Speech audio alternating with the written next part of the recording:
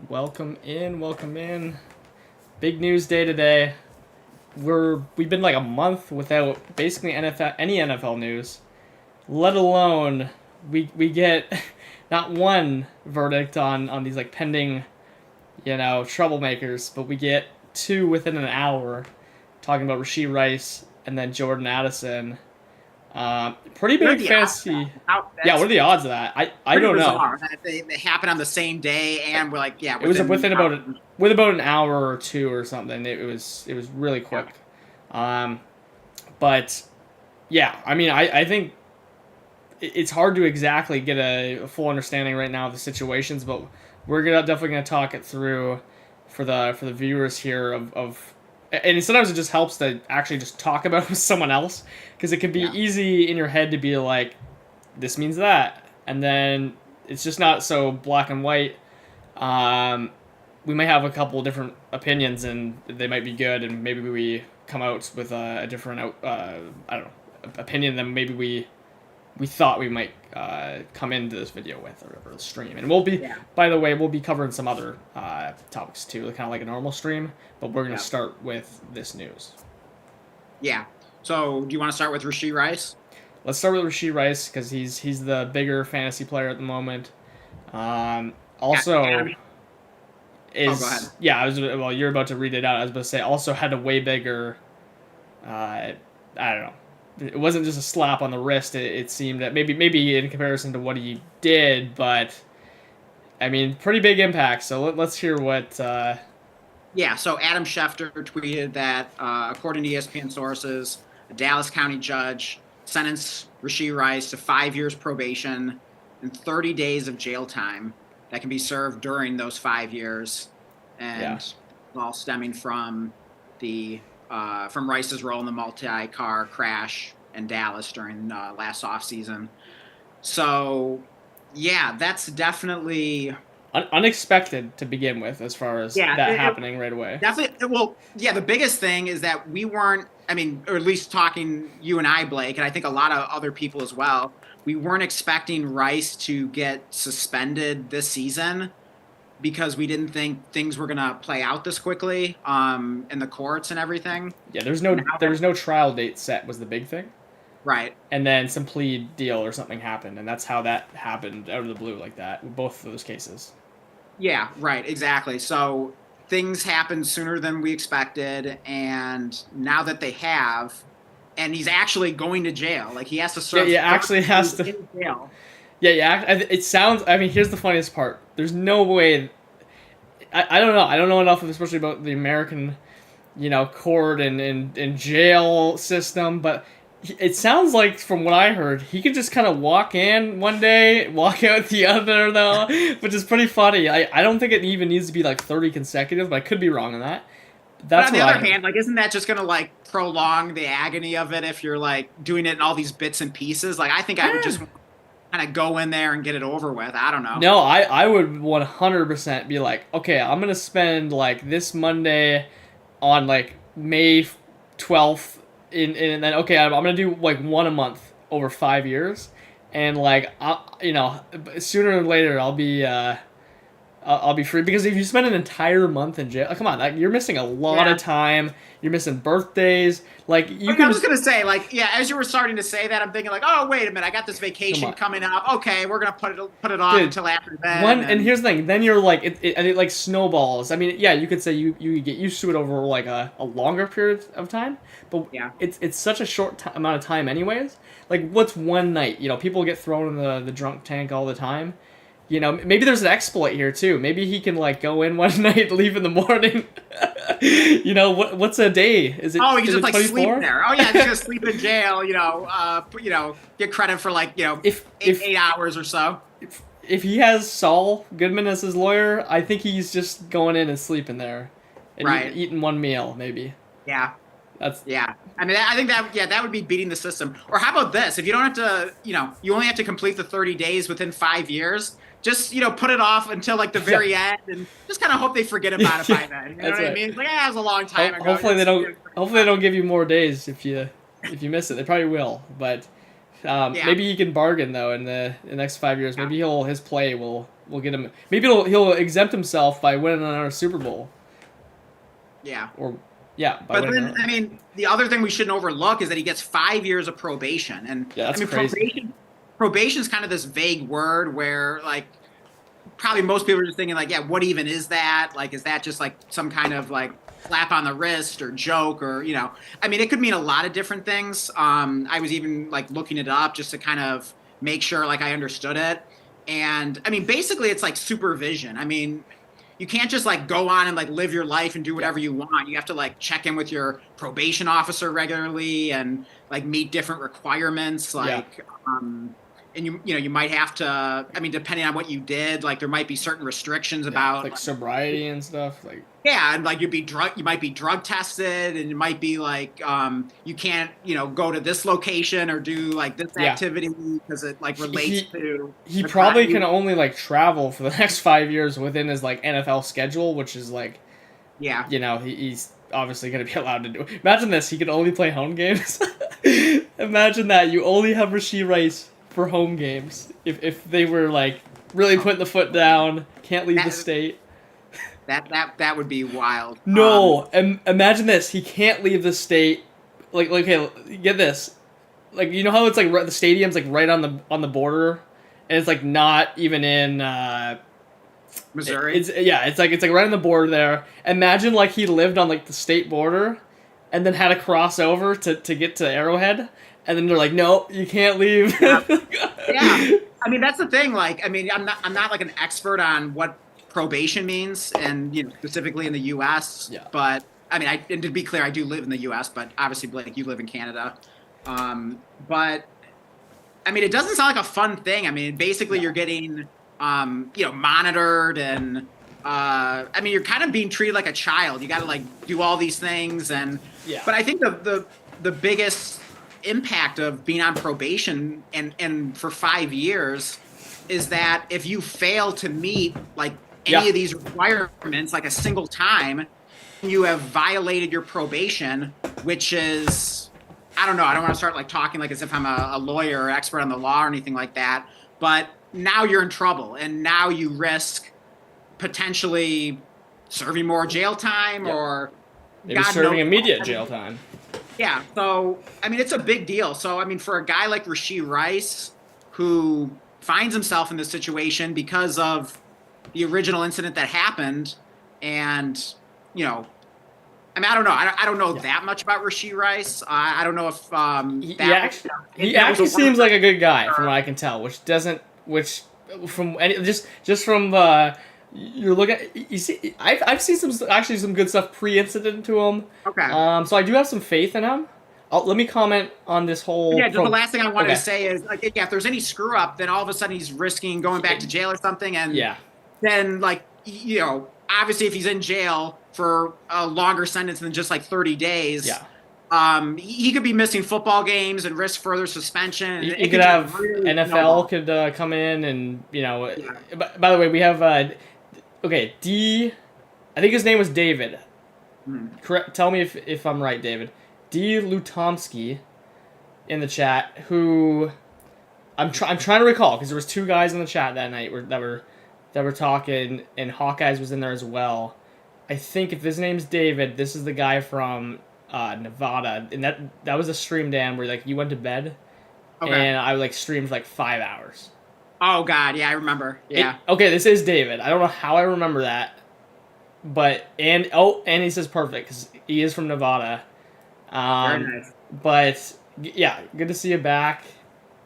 We aren't going to be doing a BBM tonight, unfortunately. However, maybe we can figure this out right now. But on Sunday, yeah, hey, good memory. I do have a crazy memory, although I actually am like, I have a crazy memory about weird stuff, and like the most random things. But when it comes to actually like names and stuff, I actually have like a really bad memory. I don't like lock anything away like that, so I'm really shocked I remembered that.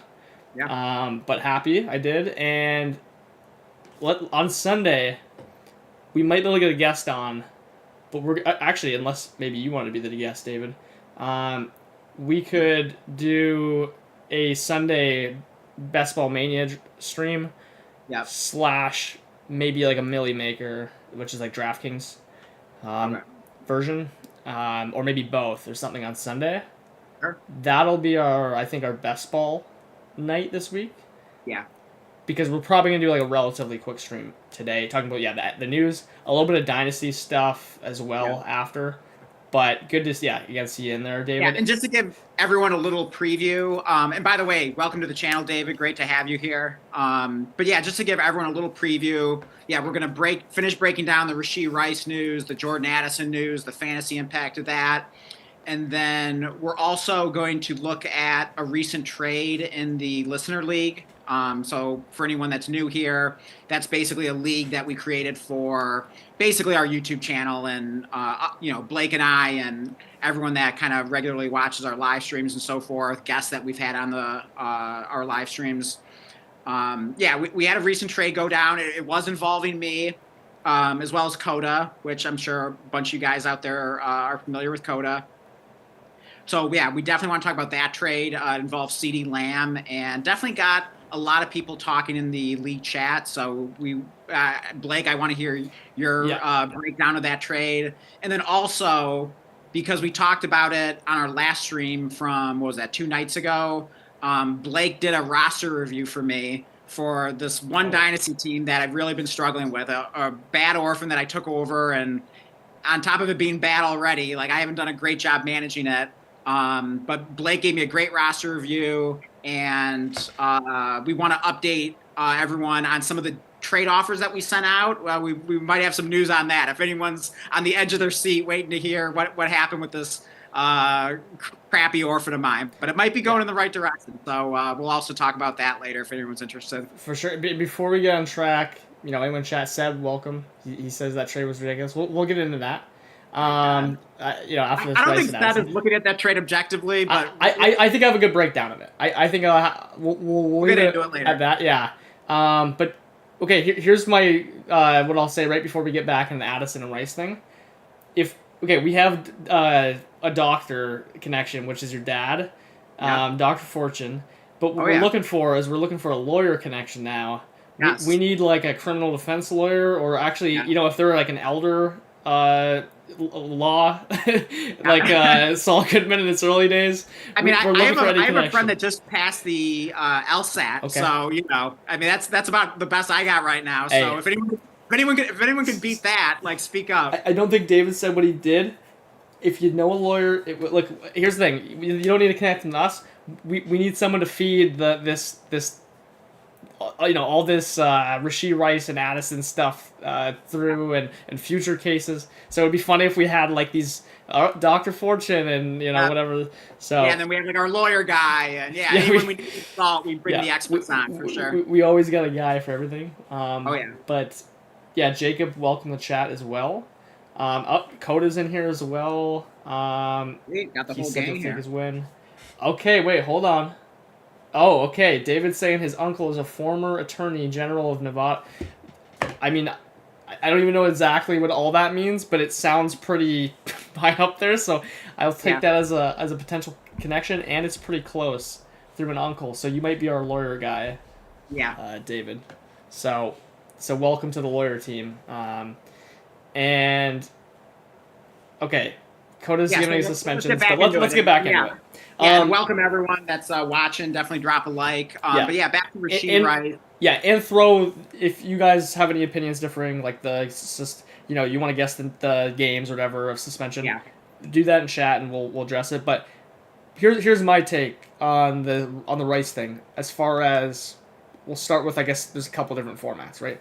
I think in redraft, redraft is really interesting because it's kind of like impossible for him to be like a terrible pick in redraft, unless he's actually just a bad player. Because when you get suspended at the start of the season, like, we're talking major discount. And if we're talking ESPN leagues and stuff, we might be talking as low as pick 100 or something. It might seem kind of crazy right now, but if that's 6 games, like, we're talking not even a top 100 ADP potentially, or very close to it. So that's fun. Dynasty, 6 games shouldn't really impact a player's dynasty value. However, it does. That's the thing. And The thing is, it's not just it's not just 6 games. It's that That's the 5 years of probation that has me a little nervous. That's the key. It's not just 6 games. Normally, it's just the game amount. And to be clear, he hasn't been suspended 6 games. We're just kind of like Yeah. speculating. That kind of seems like I was reading. what we're expecting. I was reading a definition for like the NFL's one of the underdog guys posted it, and basically it seems to fall around the 6 game thing. Like that's what it would it would be. So Yeah. in Dynasty, it's like, yeah, you can get the 6 game. Okay, he gets bumped for 6 games. Like his value shouldn't be bumped that much, but he gets bumped for 6 games 100%. You can't use him for that's more than a third of the season. You're trying to get out to hot starts in your Dynasty teams. And he's one of your best players, like on your roster. So that's a huge, loss. Number 2, though, now you have this 5 years probation thing, which is crazy. You don't have to worry about the jail time thing because he can go serve that anytime he wants. But the 5 years probation is like really worrisome because I don't know exactly. I don't think anyone knows exactly the risks of it. But the risks would be, to just make it really simple, is he can get more jail time, and I think the NFL could step in and give him more suspension time if he were. I don't know if that as likely to happen, but the it's easy to like mess up your probation thing because maybe he had sobriety something on there. It would be interesting to know the Yeah, parameters. I mean, who knows how elaborate the requirements of probation are going to be, but it's probably going to be at least like several different things, and all he has to do is just screw one of them up one time, and then God knows what's going to happen from there. So, yeah, it definitely makes me nervous. It just kind of feels like he's never really going to be out of the woods. I mean, until like 5 years from now, and then by then, I mean, he's probably going to be like past prime anyway. You don't even care, yeah. At that you don't even care by then. Plus, we're not even really looking that far ahead anyway. So, I mean, as far as we're looking ahead, he is always going to be on probation for the next 5 years. That seems like a long probation time. It really is. Yeah, normally I feel like it would be like a year, 2 years, 3 years max. And I know of like one guy with like some incident in high school, and like it was like 2 years probation. I was like, that's a long time. Yeah. But yeah, 5 years is wild. And here's the thing: it could be just one of those ones where like you're 3 years down the road, you're not even thinking about it, and then just like, it could be something so stupid that could set you back. So like, he is gonna be, his dynasty value is like unquestionably extremely volatile. Yeah, I mean, it just is. It will be. So, I mean, he's always gonna be. It's hard to make an argument for him now of like dynasty value upside because he just is gonna be. He's never gonna reach his ceiling for value now. It's impossible. Yeah. People just will always factor that in, and I think it's, whether it's right or wrong, I guess it doesn't really matter. He'll always have that tick against him. Yeah, and I frankly I think it is right because it's not like he's out of the woods, it's over, it's done with. He's like, let's just say all he had to do was serve 30 days jail. He does that, he comes out, and it's like, okay, it's a clean slate, all he has to do at that point is just, basically be on good behavior, not, do anything like really, really stupid. But to your point, yeah, it could be like years down the road, and he kind of is getting, he's comfortable and he just forgets to do like one stupid thing, and then all of a sudden he's like in some hot water. Yeah, so it is one thing. There's not a lot of margin for error here. Yeah, and it's one thing if he does it like if that happens, which I wouldn't really be surprised if something like that happened down the road. Like I would almost say it like it almost feels likely somehow. Yeah. I mean, he did have an incident with a reporter or like a photographer after he punched him after, which is like was not a good look after the hit and run. I think he came to a deal with that guy, but there was some photographer. I didn't even know that. He was in a club with a photographer, and he like punched him in the face or something. So, jeez. And hey, he's a great guy though. Right, exactly. I was gonna say, like, I mean, which is like, they're like, the more nervous I'm getting. So exactly. So he is a guy that you gotta be extremely nervous of. He feels nervous. Here's the thing. It's fun to think about this. Like, what is his actual price gonna settle as? If he gets a 6-game suspension week 1, like where would he go in a startup? I don't know. here's the thing. I think most people aren't even going to really be thinking about the 5 years probation unless like I maybe don't know. everyone's talking about it and making a big deal of it. Then maybe it becomes a little more mainstream where everyone's kind of aware of that risk and everything. Yeah. But I could see a lot of people just kind of looking at it on a very basic level Yeah. where once the suspension is handed down and okay, it's 6 games and then he serves those 6 games. I think a lot of people, just kind of like basic, maybe casual dynasty players that aren't thinking too deeply about things, just be like, okay, he's good now. You know what I mean? He's Yeah. not in jail. He served his suspension. Okay, he's good now. And so if that's kind of like the mainstream feeling, or at least there's all you really need is one person in your Yeah. league to feel that way. If I can then sell Rice to that guy who thinks he's like completely out of the woods now, and I'm basically getting more or less like pre whatever date it is Yeah. today, Rashee Rice prices where he's worth like 2 firsts or really, damn close to it. Yeah. I'm probably just getting off at that Yeah, point. he was an arguable worth 2 firsts because We were high on you him. wouldn't give me 2 firsts from him in a start 9. So like that to me, and then one was Ibuka, but you got a good Yeah. deal on Ibuka. So Yeah, I'm glad I didn't make that yeah. deal now, but I still was high on Rice because I mean, I got a good medical report from my dad about just his general injury, and he had looked good on video posted on social media. Running. I don't know if they were actually. Well, I think it was. Yeah, running routes and stuff like that. The reports were very positive about his health. Throwing around medicine balls. Yeah, exactly. Yeah, doing the Dalvin Cook thing, Yeah. with the medicine ball. But in all seriousness, yeah, we felt like the health was going to be good, was good, and we thought the suspension wasn't coming till later.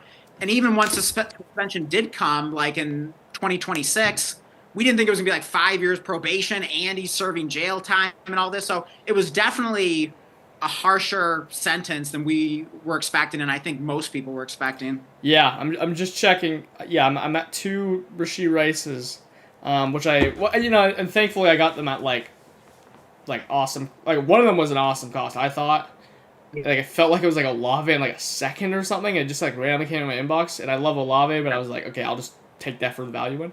And then Yeah, the and other I one, got the one share that I traded RJ Harvey to get Rashee Rice, which, was a great value at the time. Now it's a little more debatable, but again, I'm hoping I can kind of get my money back at some point, but I don't know. We'll see. But yeah, I don't feel new here's the thing. in Okay, terms of how I feel on the Rashee Rice share. so Jacob's saying post suspension Rice is fine. How does this take? Okay, I have 2 things to say about that, and I'm still, I'll say this in general, I'm still willing to buy Rice and get more, especially because I'm already pretty low exposed with just 2 to him.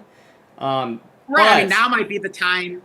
So I'm probably like most open ever of getting him, but like, what's the price? Like, I'm not gonna pay pre-Rice price because Yeah, actually, he I should. was just starting to say like now might be the time to buy him, but then No, it's I not. couldn't even It's- finish it's- the sentence before I thought like, wait a minute, No, the it's- market isn't going to adjust that quickly. So No. Yeah, it takes a while. Here's the thing, the next like 90 days or whatever till the season, or whatever 75 to the season, the price will continue to lower.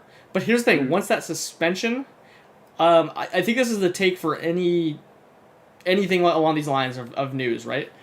It's not the initial like, oh, he got sentenced to probation, and he might get a suspension now. It's like, okay, you don't buy him now. You Right. buy him when he gets the suspension, and Yeah. then possibly you even wait then until he is serving the suspension. And here's the Yeah. thing: then Right. maybe it's Xavier Worthy's going off. yeah, Also, here's the thing: Xavier Worthy now gets a lane of potentially up to 6 games to solidify feel the himself role. in the What if he offense. feels the role, and then he's like, I'm not and sure, then like, I'm people are starting to wonder like, hey, when Rice comes back, is he going to be second fiddle to Worthy now? Because now like the genie's out of the bottle. I'm not worried about him taking the role because like they're just such different players. But here's the thing, it's the connection. It's just like, look at Brandon Ayuk, who was he was holding out and missed camp time. Look at CeeDee Lamb even.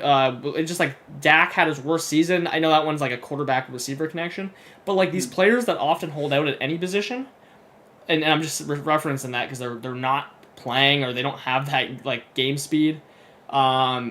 they often really get slow starts. I mean, again, look at Brandon Ayuk. So this is a little bit different. He'll be able to do the training camp. He'll be able to play preseason still. But you're in mid-season potentially, Mhm. if he gets the 6 games, which it sounds like is he might get.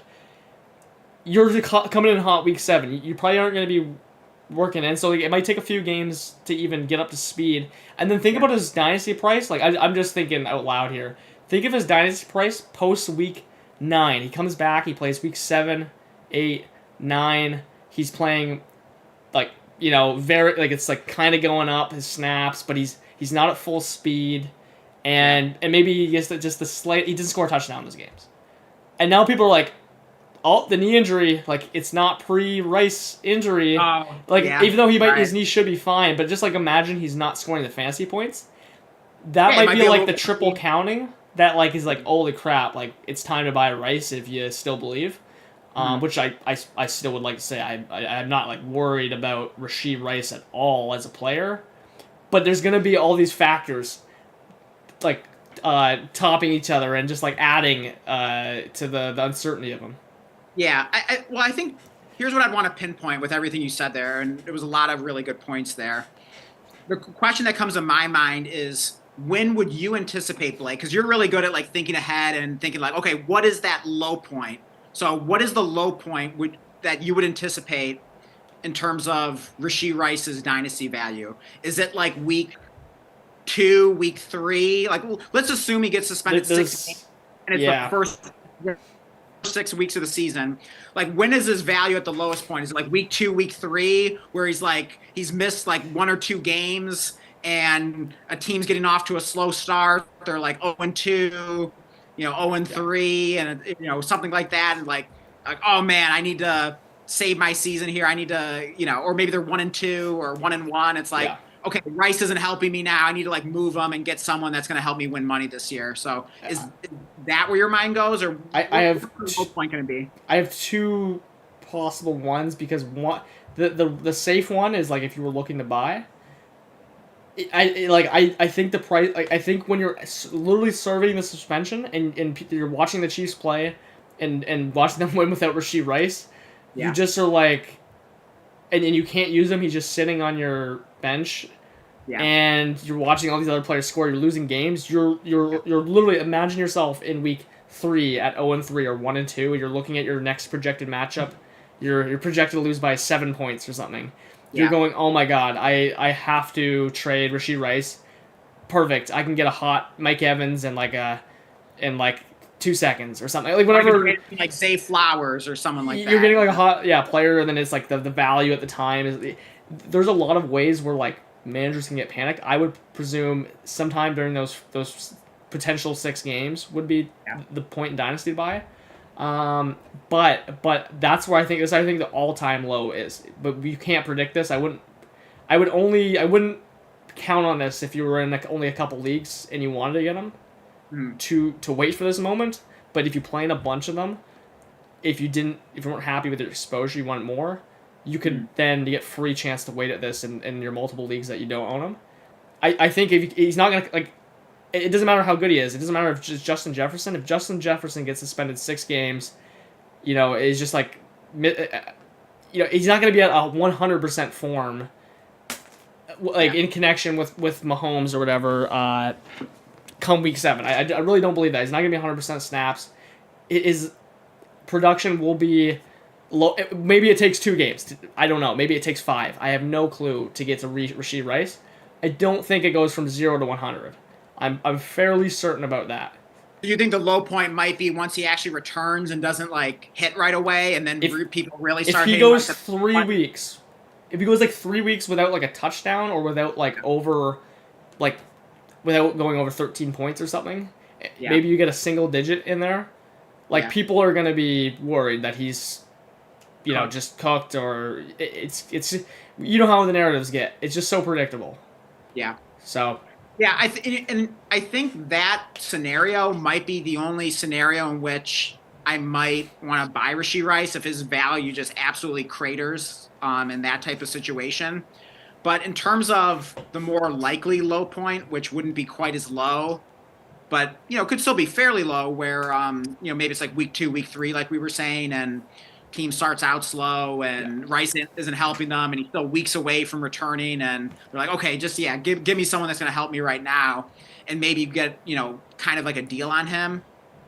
But even then, I mean, it would really have to be a panic, desperate owner that just like is trying to like save their season and is willing to accept a bad deal. If it's anyone other than that, they could just be saying like, oh, hey, like he's only 3 weeks, 4 weeks from returning. Like it's really close. And then he's going to be like the old Rashee Rice, and he's going to be out of the woods. And so again, because I don't know how mainstream the thought is going to be about how he's kind of going to be on thin ice for the next 5 years. So honestly, I'm not sure if I'm ever going to own him again, but who knows? There are all kinds of different scenarios. I'll never say never. I still like him as a player. I'm still not really concerned about the health. So a lot of variables and moving parts with that. We should probably turn to Jordan Addison. Otherwise, it's going to be another like 4-hour stream. Yeah. But wait 1 second, because we forgot to answer David's underdog or the best ball take. And he said draft or not, we can talk about drafting. That's right.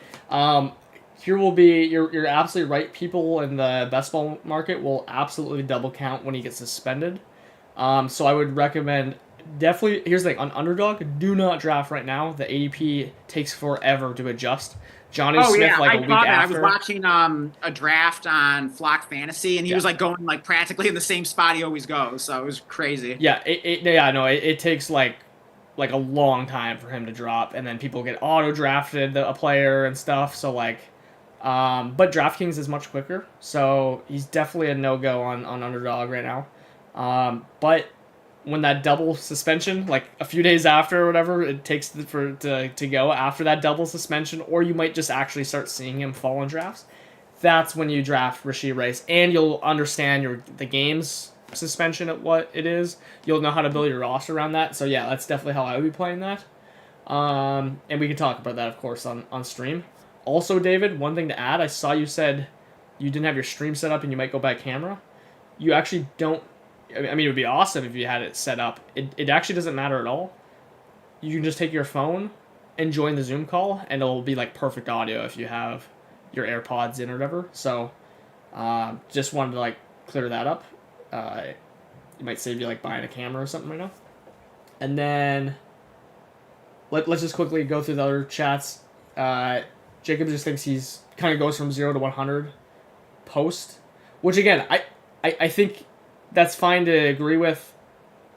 A few weeks after, I can be on board with that. I just like you're not gonna go week 7 in this thing where it's 6 games. Maybe if it's this thing where it's like, okay, he only misses a couple weeks, and okay, now by week 6, now he's, you know what I mean? Like it just doesn't happen. We've seen it. We see it every year, and the players that hold out that are suspended, like they are not ready to go 100%. It just doesn't work like that. Yeah, and here's the other question: if he is suspended 6 games, and that's announced like in the next like week, something like that, next few days, is he going to be allowed to take part in all team activities and training camp and everything? Yeah, you can do that. If you could not do that, like we're talking, like I'm not touching Rashee Rice this year. Yeah, because wasn't that the case? I want to say for like Jamison Williams like 2 years ago with that whole like gambling thing, like he couldn't even like be with the team or anything like that. I'm pretty sure. I thought he could. I mean, from what I remember, he played the preseason stuff like that. Okay. It was Deshaun Watson, I think, that couldn't be with the team. Oh, okay. Maybe I got mixed up then. I don't know. Is that right? I don't know. Yeah, it was. I don't know. I thought that was the case for Jamison Williams. If anyone remembers that, feel free to put it in the chat. Maybe I'll look it up at some point. Yeah, because from what I remember, when you are suspended, you could like literally play in preseason games. You just can't play in those regular season. Yeah, regular season games that you're suspended. Because you're not you're not getting preseason game suspensions. Like it's So well, I think it was the case for Jamison Williams because it was like it wasn't just a regular. It could have been. It was like the gambling and threatening the integrity of the league and all that stuff. So it absolutely could have been because of the unique situation. Exactly. That's kind of what I thought. Yeah. But I don't know. We'll try to verify that at some point. And one last thing, Seb said, okay, we'll go to this after the Addison thing. He said a deal, and I think you're gonna think what I sent.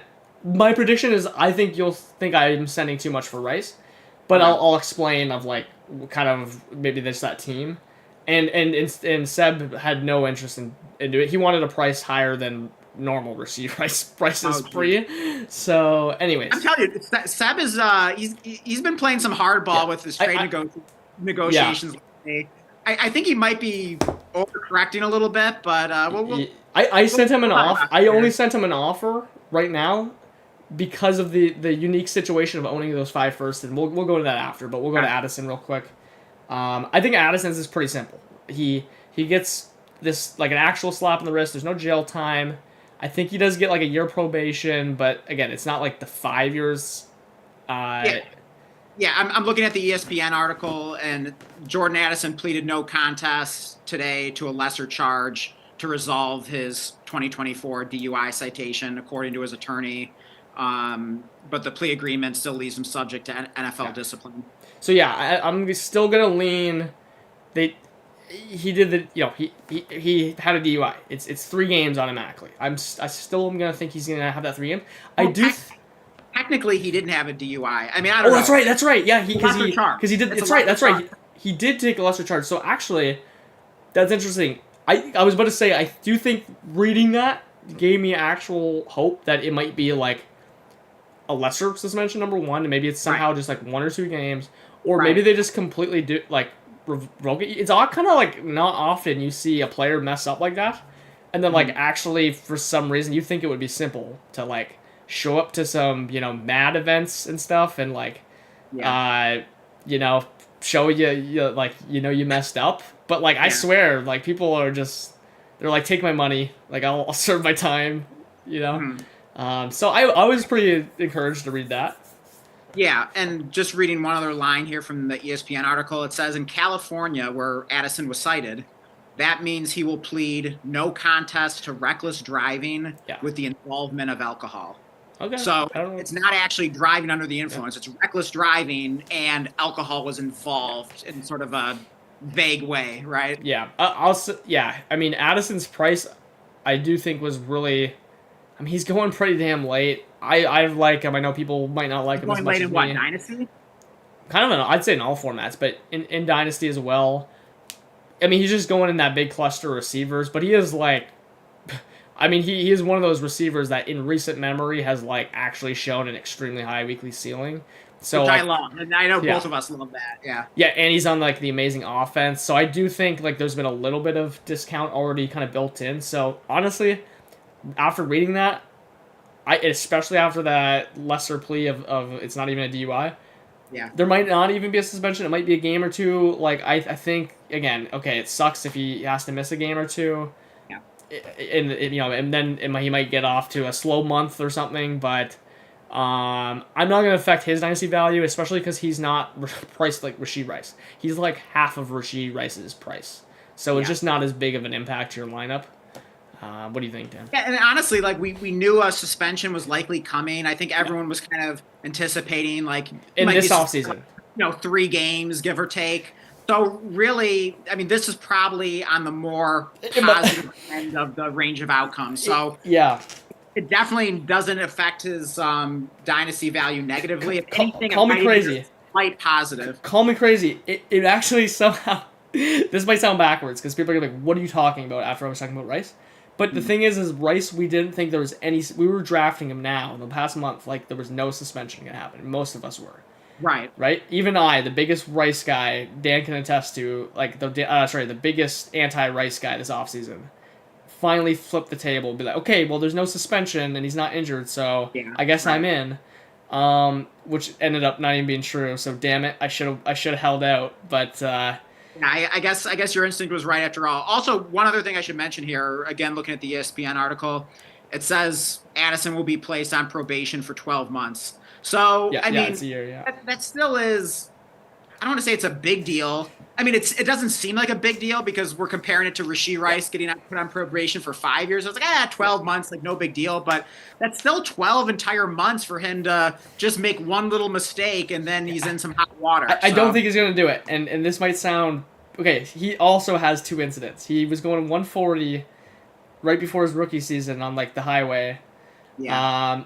and he was saying his dog was sick or something, and he actually like got away with it, but or like to some extent. And then this, so this was like, because of that prior incident, it's like, okay, if he messes up again after, and it sounds like there's some positive stuff, he actually does, by the way, seem like a guy. He's really quiet. He's like, he just seems like a likable guy of just like, no, but maybe he's got some drinking issues. He's showing up to the mat events. He's learned his lesson. He's taking accountability. I'm buying that Jordan Addison he can last 1 year. He can last that year. I'm not worried about that. But okay, yeah, I guess, I mean, if it was 5, I'd be worried. I mean, I bought a share of Addison, like, knowing he's probably going to get suspended. I'll admit I was never really thinking about the probation. So seeing that now, I don't love it. So, yeah. Yeah, I can say this news is a slight positive. I'd say it's probably about neutral. Yeah, that's fair. Neutral. That's fair because of the probation. If there was no probation, I would say you could tick him ever so slightly up in Dynasty because he was already priced like he had a suspension and he might not get one now or whatever. It's a lesser chance. So so I'll call it neutral on Addison, and with Rashee Rice, I'd say it's a pretty big negative in my mind. It sounds like you agree, Blake. For now, yeah. I'm certainly not out on Rice, but like at all, but I'm not trying to pay his prices if he's just gonna be fine 100%. I mean, I'll never want to have a lot invested in him. Like I'll probably never want to have like more than a I don't know, late first or something like that invested in him. And even then, it probably have to be in a league where I have like a lot of. And I don't care you're if gonna I just think like I'm set crazy. a first on fire. Okay, we're cutting out here, but you're gonna think I'm crazy then. And maybe I was getting ahead of myself, but we'll look after at the offer with Seb. By the way, give me a check here for when I stop talking. Say you can hear me or something to see if we're delayed. Okay, ready? What? Okay, go ahead. And okay, tell me. You stop talking. Okay, perfect. Just want to make sure because it looked like we were like 10 seconds delayed there for a second. Okay. Okay. We'll segue into what the Rashee Rice. No. Your orphan. What's going to be quicker, looking at the listener league trade or updating everyone on my orphan team that you did the roster? Orphan one's going to be really quick because we'll just basically show them the deal that happened. Quick update. So yeah, speaking of my one Rashee Rice share, it happens to be in this league where I took over a really bad orphan. It was filled with a lot of really old players. I've sold a lot of those players, but didn't always make the best trades. And I was just kind of, to catch everyone up, I made the stupid decision of trading away my 26 first, only to realize that because I traded away a lot of these veterans, I'm probably not in a great position to compete. So I didn't know what to do. Brought in Blake. He gave me a roster review on the stream the other night, and he helped me send out some trade offers. And yeah, we want to give you guys an update on that. So, okay, yeah. So you're in the right league. It pays to be the boss. Yeah. So basically, the big offer that we sent out. It was the first offer we sent. Yeah, it was the very first offer we sent. Blake gave me the nudge I needed to face the reality that the only way out of this mess I've put myself in is to send away Ashton Genty, to trade him, try to get a boatload for him. So we sent out the offer of getting my own 26 first back, which, now you're trying to get it to 101. It's I'm going to tank it to hopefully make it to 101. I would also get the owners or the other managers 26 first, which it would probably be projected late, but who knows? Might get lucky. There's upside that maybe it ends up better than you think. And also get Cam Scatabo thrown in. Again, the format of this league is 12 teams, start 10, super flex, PPR, tight end premium of 0.5. 0.25. Yeah, 0.25 per carry. That's the big thing is one. 0.25 point per carry, which really boosts up the running backs. And also, it's just 4 points for passing touchdowns. Yeah. So basically, I mean, this was such a. I think people looking at it are just like, if someone looks at it, oh my god, point per carry, you got scammed. But that's the important part. You had no first. You get your own first back. You can officially now tank for the 101. Generally, the 101, I'll call it worth it's worth more than 2 firsts. It'll Somewhere vary. usually between like 2 and 3, depending on Yeah. how good the top prospect is. But also, just so that we don't bury the headline here, the big news is that this trade offer was accepted, which I was just absolutely ecstatic about. I mean, I couldn't believe it. I mean, it took a little bit. I don't think we put a clock on it, but it was about like maybe, I don't know, 15 to 20 hours after we sent it. I just randomly get the notification a trade has been completed. I'm like, oh my God, please be the Genty trade. I pull it up, like, sure enough it is, and like, oh man, I was happy. Yeah, that was huge. Then you get, I mean, again, honestly, it doesn't even matter how good the guy's team is. It's not like a league median. He could be the highest scoring team, like I was in that one league last year, and he could miss playoffs. I'm really not willing in a non-league median league. I'm not willing to be like guaranteed 112 unless it is we're talking the most absurd team I've ever seen with depth. So he certainly doesn't have that. He's got a good team. He's got a good team. He's definitely a contender, especially adding Genty. I would project the first mid to late. Yeah, that's right. And then you have a free bet on Scatabo. If you were completely removed from this deal from Scatabo, I still think that's a smash for you just to get the 101 and a first for Genty, because you got to do it. You literally need to get that free first out and then get the 101. You have to do it, so you get a free Scatabo in my mind. And then the other little update on this is right after that trade completed, I get another trade off, or I get a trade offer from the same manager that I just made that deal with, and he was interested in acquiring both Tony Pollard and Calvin Ridley. And he sent me a pretty crappy offer. He was just sending me like a single second and like a fourth, and can't remember if he had thrown something in, but it was a crappy offer. But I still countered it because now I'm in like fire sale mode. Like, okay, I got someone interested in these veterans. Like, let's see if we can make something happen. So I countered where I asked for 2 seconds, 26, 27, and then I asked him to throw in Torrey Horton and Isaac Tesla. He countered. He removed Calvin Ridley, replaced him with Adam Thielen.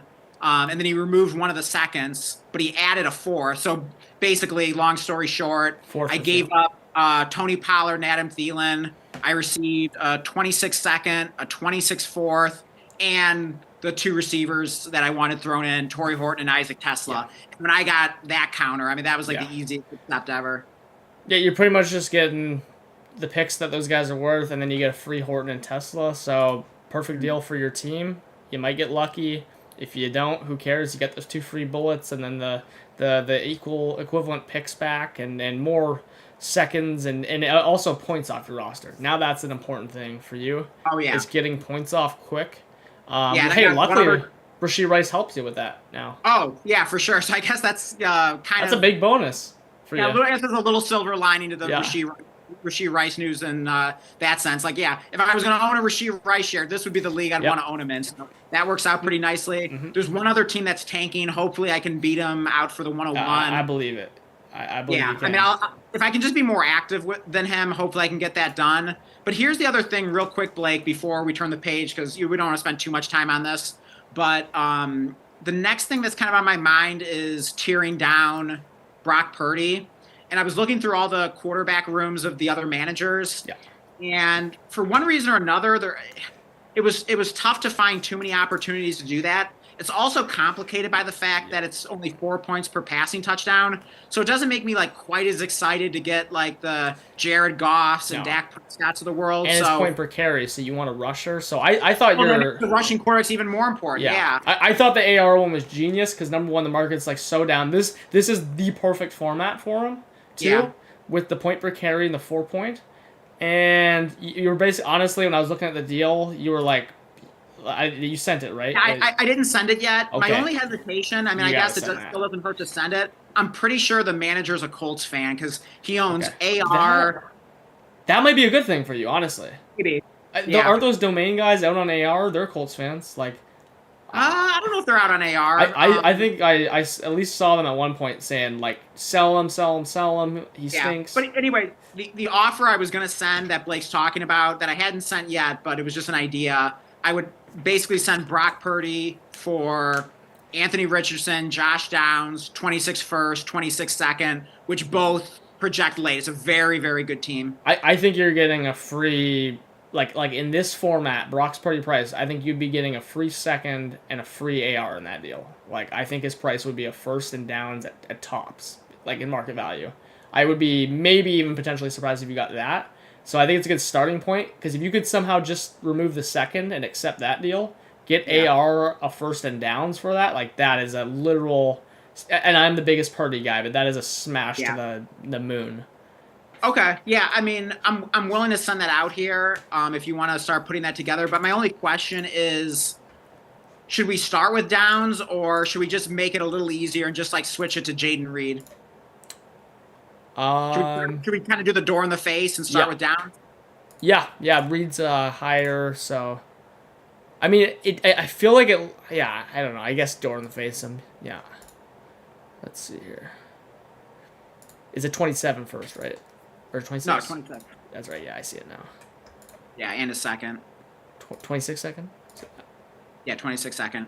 Okay. Should we throw in Mac Jones, or does that make it look worse or better? You think that makes it look worse? Or does it look better? I think it looks better. Yeah, let's throw him in. The one where you wouldn't throw him in? Wait, are we going to do downs, or what do you think? Well, who in this guy's head do you think is worth more? I think he values downs more because I'm pretty sure he's a Colts fan. Okay, so then put downs in, yeah. Okay, and then if he, then we have something to negotiate with. Like, okay, fine, I guess I'll settle for Jaden Reed. This is gonna be a door in the face for sure, but maybe like okay, if you just remove downs completely from this deal, I'm still smashing that easily. This is the league. I think specifically in this format, this would be the league to just roll the dice on Anthony Richardson. You have to. Yeah. So, what are you gonna lose? You're getting him for free. Like if you could get a first and second for Purdy, like it's like oh my god, like I don't want to take that, but you're completely like this team needs to be torn down. So it's like you're not just getting that; you'd be getting obviously AR in. And here's the thing: like I think you could even argue in a normal league that Purdy like should be worth 2 first, but he's not. This league, he has to be worth 2 first in this format and this scoring. Purdy? Yeah, he gets some rushing.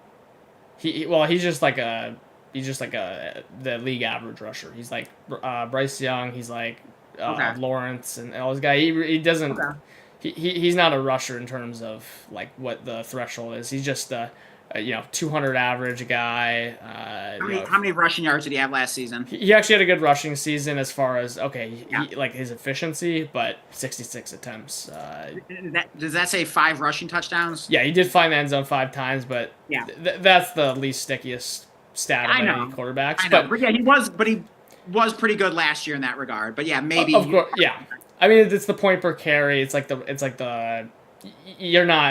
giving you an advantage over any other quarterback except for Goff or Tua or someone that doesn't run. Of course, he does have those legs, so those are good. Yeah, better than my only other question is with the guys like Goff and Dak, what would you need on top of those QBs to move off of Brock Purdy? Like, is a 26 first on top of one of those QBs even enough to move off Brock Purdy, or what do you think? Yeah, it would be because you need to bet you'll still have a rock solid quarterback. Like his rushing is not enough to really give him that big of an edge, and also, you need to get lucky on a first. Like you would have to get a deal done like that. I don't think you're going to be able to get a first without adding something else back. In fact, I don't even know if that's the issue with Purdy though. If you own him, this is the only issue. But that's why I love him is because you get him for such a good price. But you can't really tear him down. It's not. You would need the most perfect owner to tear him down to that hated the quarterback he had, loves Purdy. Like the most of the time, they might be like, "I'll give you a second," and it just doesn't feel worth it with how good he's been. Okay. So I'll send those offers off stream. I don't want to spend too much more time on this. So should we move on to the big trade in the listener league? Yeah. So for anyone not in here, this is the listener league. We had a big deal go down, and we were talking about a stream. And let me backtrack to that while I'm trying to find it. I think on the stream when you were asking about it, well, number one, there's a lot going on because you were getting 10 different offers, and I told you, do not accept Coda's offer because he wanted Downs for a second in the deal that you just did. It makes no sense. Trade Downs for a first. You did that. And I said, if you want to do that deal that Coda's offering, like, just do it without Downs in the second in it. Yeah. And then, so, like, yeah, if you were considering the other one, then, like, don't take it and do the deal that you did, basically. Yeah, so basically, I basically took your, well, I don't want to call it advice. I don't want to say advice because, like, I don't. Yeah. Like, if you wanted to, that would be the way to do it. I think that was my very specific thing. But I was like, I never said, like, you gotta do this deal. I said, no. If you're considering that, take this and then do that. If that's where you want to go. So I want to be clear on that before I give any advice here, because I also did. I don't know your team on this stream. I've now taken a look at your team. Let me find this you're scrolling way too fast. Okay, you're scroll down. I think that was the Downs trade. Okay, what happened first? Downs or Downs? Yeah, Downs was last night. Okay, there's Downs. So keep scrolling down, and then the next one I think is the Lamb trade. Lamb trade. Yeah, wait. You just passed by one. It's so hard to see. Yeah, that was that was a different one. This was the next day, I think. Wait. That's the field trade. Okay, here it is. Here. Oh, here it is. Okay. They're showing them differently. Okay, so can I pull it up? No, I can't. Okay, you guys can see it though on the that we're watching. All right, so yeah, basically for our audio listeners here, I made a trade with Coda. I received CeeDee Lamb, Jonnu Smith, Calvin Austin. I sent Devon Achane, T. Higgins, Rachaad White. And for anyone that isn't familiar with the Listener League, it is 12 teams, start 11, so, fairly deep. Superflex, PPR, the tight end premium is 0.75, and there are some big play bonuses. What is it, like +3 for a 40-yard touchdown, passing, rushing, or receiving, I believe? Yeah, something like that. Yeah, exactly. It's only for touchdowns, so I think so. It's not even really. Touchdowns. It's like not even something I'm factoring into players. Like, it's funny, if there was 2 players I'd factored into, it would be Jameson Williams, it would be Devon Achane, and maybe like Jamar Chase or something. Those would be like the only players I would even be like, yeah, like I could see it a couple times a year. Other than that, it's just pretty much it's complete luck. If anyone can do it, Jonnu Smith can do it. So, so I'll just Jonnu Smith and Austin White, like, complete wipe. Because I was gonna say, like, I didn't realize White was going to be in this deal because even though he's not a guy, he's so gross. The funny thing is like, I should consider actually getting him on some teams, especially because I don't even, like, own any Bucky. Because if anything happens to Bucky, I do have Sean Tucker to cover my bases for that. But Rachaad White, I mean, we saw what he could do as a workhorse. He doesn't even need to be good.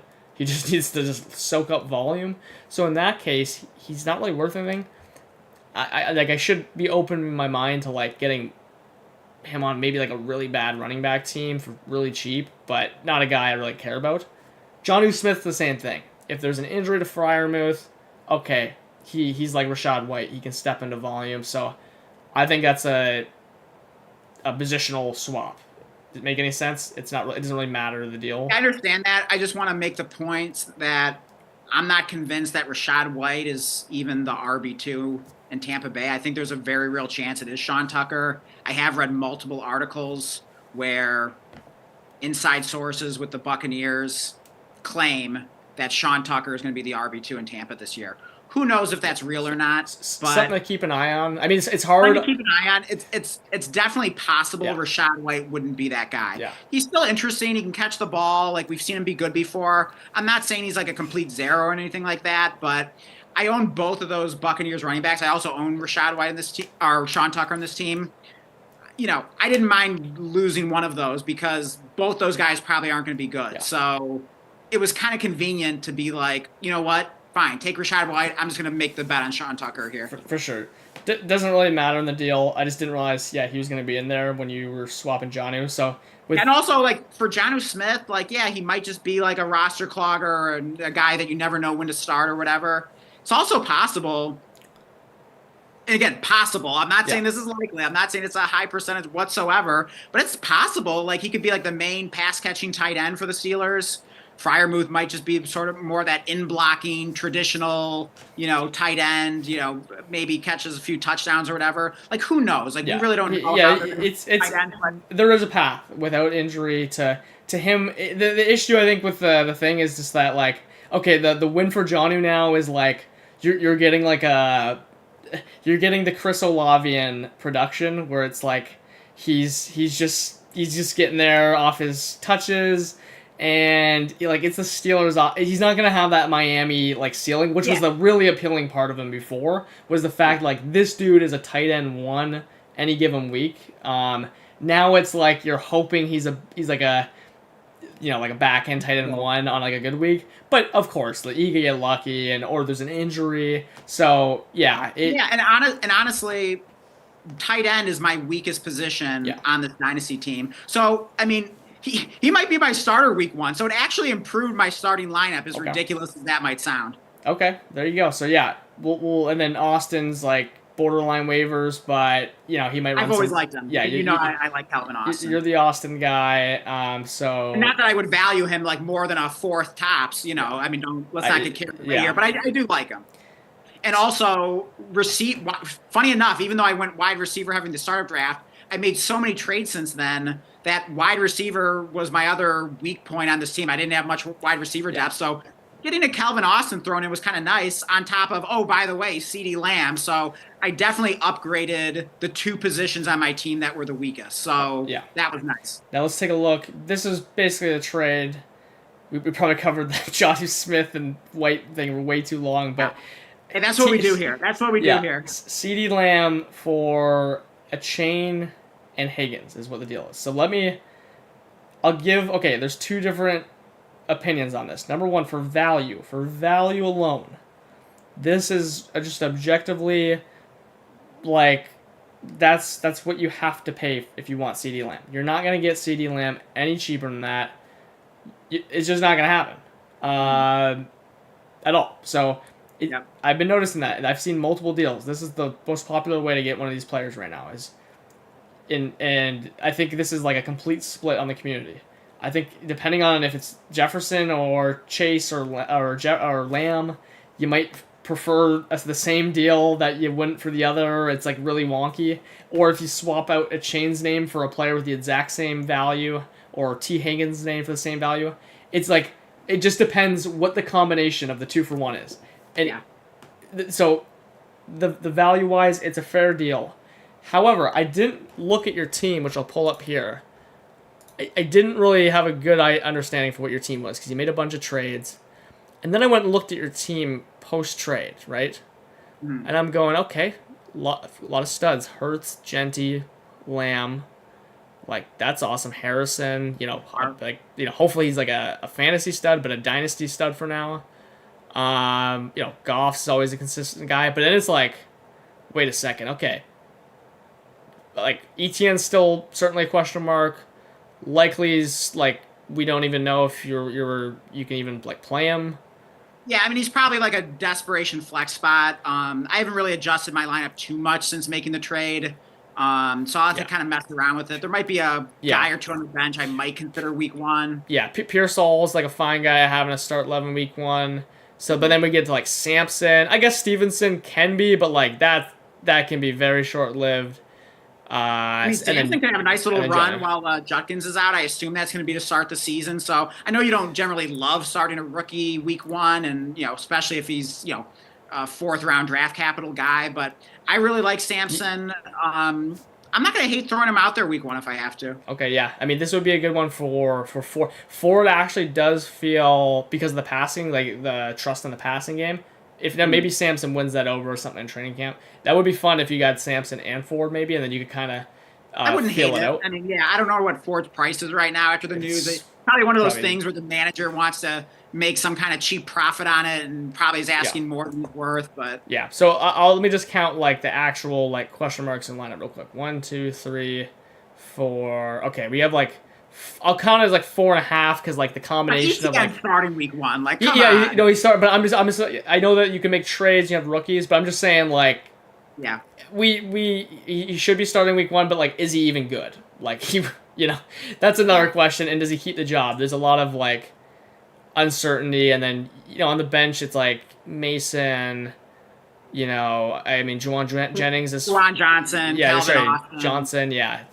There's rookies that have a high upside, but and then I Yeah, looked, I've got some guys on taxi as well, like Jalen Knoll, but obviously he's not going to be anything week one. yeah, So yeah. There's not much week one. Let me just check. I think you do have a first now. Okay, yeah, you have a first 3 seconds. So, anyways, my big takeaway though was like, holy crap! Wait, you should have kept a chain and Higgins of like between this deal. Now you can. I mean, you are Dan. Like, but here's the thing. Like, I know you have a bunch of players you're pretty high on. Harrison, you pretty much have to keep ETN unless you get an equal running back. You're high on Sampson. You're high on Likely. Johnny, you're not gonna get anything for. Ramondre, you're not gonna get anything for. And then, I mean, it's all these other guys that you're high on but aren't worth anything. So it's like now you pretty much have to hit the well of the draft picks if you want to like have a chance week one, basically. you mean Unless, like trade future draft picks to tier up or acquire yeah. more players. Now things can happen, like, and you can just get carried by your studs because that's the thing not to overlook. But one of your studs is a rookie, and the other one we're projecting. So it's like this weird thing where it's like you do have studs to carry you, but you don't have like maybe the ones that you would want in this build. So it's an interesting build where like I was like, actually I ranked out. I was ranking out teams for a different, completely unrelated thing. I think I forgot to do it in here like completely, but I was doing it for break room as well. And I think I had you ranked as 9th for starting team right now. I think it might have been 8th. Yeah, I mean, I wouldn't argue terribly with that. I'm probably like somewhere in that 7 to 9 range maybe right now, just in terms of like my starting lineup week one. But yeah, I mean, what do we still have another month and a half before the season starts? I would wager that I'll probably be completing a few more trades by then. So this is definitely not what the team is going to look like heading into week one, what the starting lineup is going to look like. But even if it was, like, I wouldn't hate it. It'd be kind of like a house money year, but I'm going to keep being active, looking for opportunities to improve my team. I definitely don't hate where I'm at, even though I'm sure some managers would be a little uncomfortable with it right now. I feel fine. Yeah, I feel confident you can figure it out, but that's what I was looking at, is I'm like, well, who are you going to trade? Because you're pretty much high on all these guys. Like, these are guys that the market would probably be lower on, or you just might not be able to get something off, so I'll be interesting to see how you play that. But yeah, you mentioned it. I mean, I have a first to play with now in 26, which I didn't have previously. I have 3 seconds. I have multiple thirds and fourths, if I'm not mistaken. So, yeah, and I have, I mean, you're saying, like, looking at my bench and taxi, it's like, okay, yeah, these guys aren't worth a lot, but you never know. You take one of those guys and you add a third or fourth to it or a second, and, who knows? I might be able to buy something interesting with that. You might be able to, this Chase one's underrated, of course, because that's probably, hopefully it's the 201 for your sake. Oh gosh, I didn't even think of that. Yeah, because originally when Chase took over the team, he was kind of going. It seemed like he was going in a contending direction, but then he just quickly did a 180, and it seems like now he's more in a rebuild. So yeah, I didn't even really think of that. That's pretty cool. Yeah. So yeah, that's a bonus. But one thing I was looking at your team and trying to put myself in your shoes is I'm going like I don't know what the direction is, because it's like you just said it could be house money, so that would. Let's just assume like you did go in this lineup, like for the better part, it's essentially this lineup. Maybe there's a deal done. It makes it a slight bump to your projections for week one or something. But yeah, you basically keep the capital you have. And it's like, well, you don't have too much to work with here as far as like threading to thread the needle. Now you could absolutely make trades in season and add on the capital. I would, you're generally really good at doing that.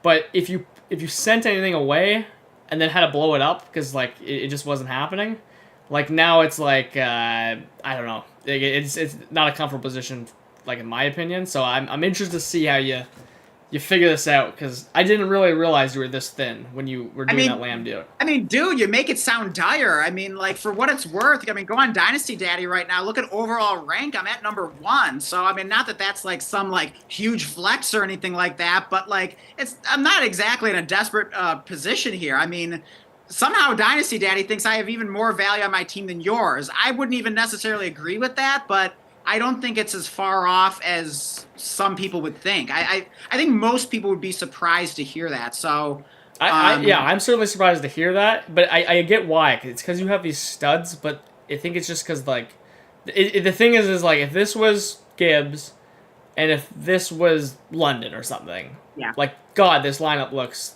like just better on paper for week one, and that's like the thing is like it's even a median league, so it's like if you get behind in these median leagues, like because you got a bunch of rookies and likelies and stuff, guys that you just have so many guys in your lineup that like just don't project to be. I mean, you don't even know if you're gonna get like missing like 8 the points from them. Devontae Adams and Juwan Jennings and Calvin Ridley's of the world. You're literally just missing like a Tyler Higbee or something. Like honestly, like if you have like at least Tyler Higbee or something this lineup, I mean, it's just a bunch of disgusting Juwan names. Johnson is there. Is Tyler Higbee that much better than Juwan Johnson? He might not be, but I feel better about a guy. Anyways, I think the point there's a lot of uncertainty in the lineup, so I know this won't be the lineup going in, but it is interesting because the value is like distributed like a lot stranger than I'm used to on seeing on your roster. Yeah, I mean, it doesn't look like any other dynasty team I have, so I'm not exactly like how we arrived at this exact point, but I actually really like this team. I have a ton of players on this team I'm really high on, and I think, Blake, the reason that you look at the lineup and it's just like, yeah, it's like the value's there, but it doesn't look like, necessarily I'm going to come in like week one and like set the world on fire. I think the reason that is because a lot of my dynasty studs or whatever are guys that haven't done it yet. Like you were saying earlier, they're rookies, they're second-year players. Yeah. So it's like sometimes in those situations, because they haven't done it yet, when you look at the name, it's just kind of like this potential, this theoretical. Whereas like if you see like Devontae Adams, like, oh, you feel good about that, So I think that's the thing. That happens to me in like my redraft leagues a lot too. Is I take guys because I'm looking forward rather than looking backward. Yeah. And then when I kind of look at the starting lineup heading into week one, it's like, it doesn't like look amazing on paper, but it'll probably age pretty well is what I'm thinking and hoping, obviously. Yeah, I do the same thing on redraft, and I'm just like, wait, why was I drafting all these like damn rookies that are such good picks, but like now I have a whole lineup of rookies and second-year players that like need some time to get going. That's always been my weakness in redraft, but I'm consolation bracket winner. I certainly wouldn't mind adding some veterans here. I mean, I'll definitely be exploring my trade options, but I wouldn't hate, worst case scenario, I go in with like a house money kind of situation. If some of these guys, young guys especially, I have a lot of young players in this roster. If they produce earlier than expected, I'll be in a really good position. But yeah, this team's gonna look so much different. I'm not even really that worried about it. Yeah, I figure there's a plenty of moves you can still make. It might require coming off someone you really like though. So I'm interested to see what we'll see. Or I can, like you said, go to the draft picks. But here's I have two questions for you about this trade.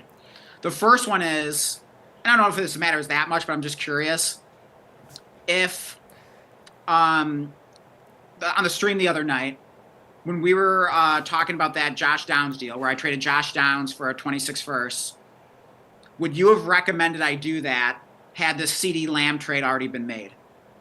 Yeah. Oh yeah. 100%. Like you need a first to work with. Like Josh Downs ain't getting you that first. Like I think that first right now Josh Downs could be in my starting lineup week one, and then you'd feel a little better about looking at the lineup right now. So it wouldn't be enough to like Josh Downs week one wouldn't be enough to that first I think is like your Lord and Savior right now. I think that first. What would you be looking to do with that first if you were in my shoes? I mean, you don't have to tell me because obviously we're I mean let me like. Because I was trying to step in your shoes before, like when I was looking at the team earlier, and like here's where like this is the funny part though, because you just teared up for Lamb. Like my answer would be like tear down from one of these guys, but you just did that. So like I think that's the whole point of like why I'm like I would have just kept like after. I mean, honestly, I'm a little surprised. So it sounds like you're not a big fan of this trade. Like, what's your final grade of this trade? Or do you it doesn't have to be a letter grade, but my final answer more negative on it than positive. My final answer was if I was in your shoes and someone sent me this offer, I could like the value.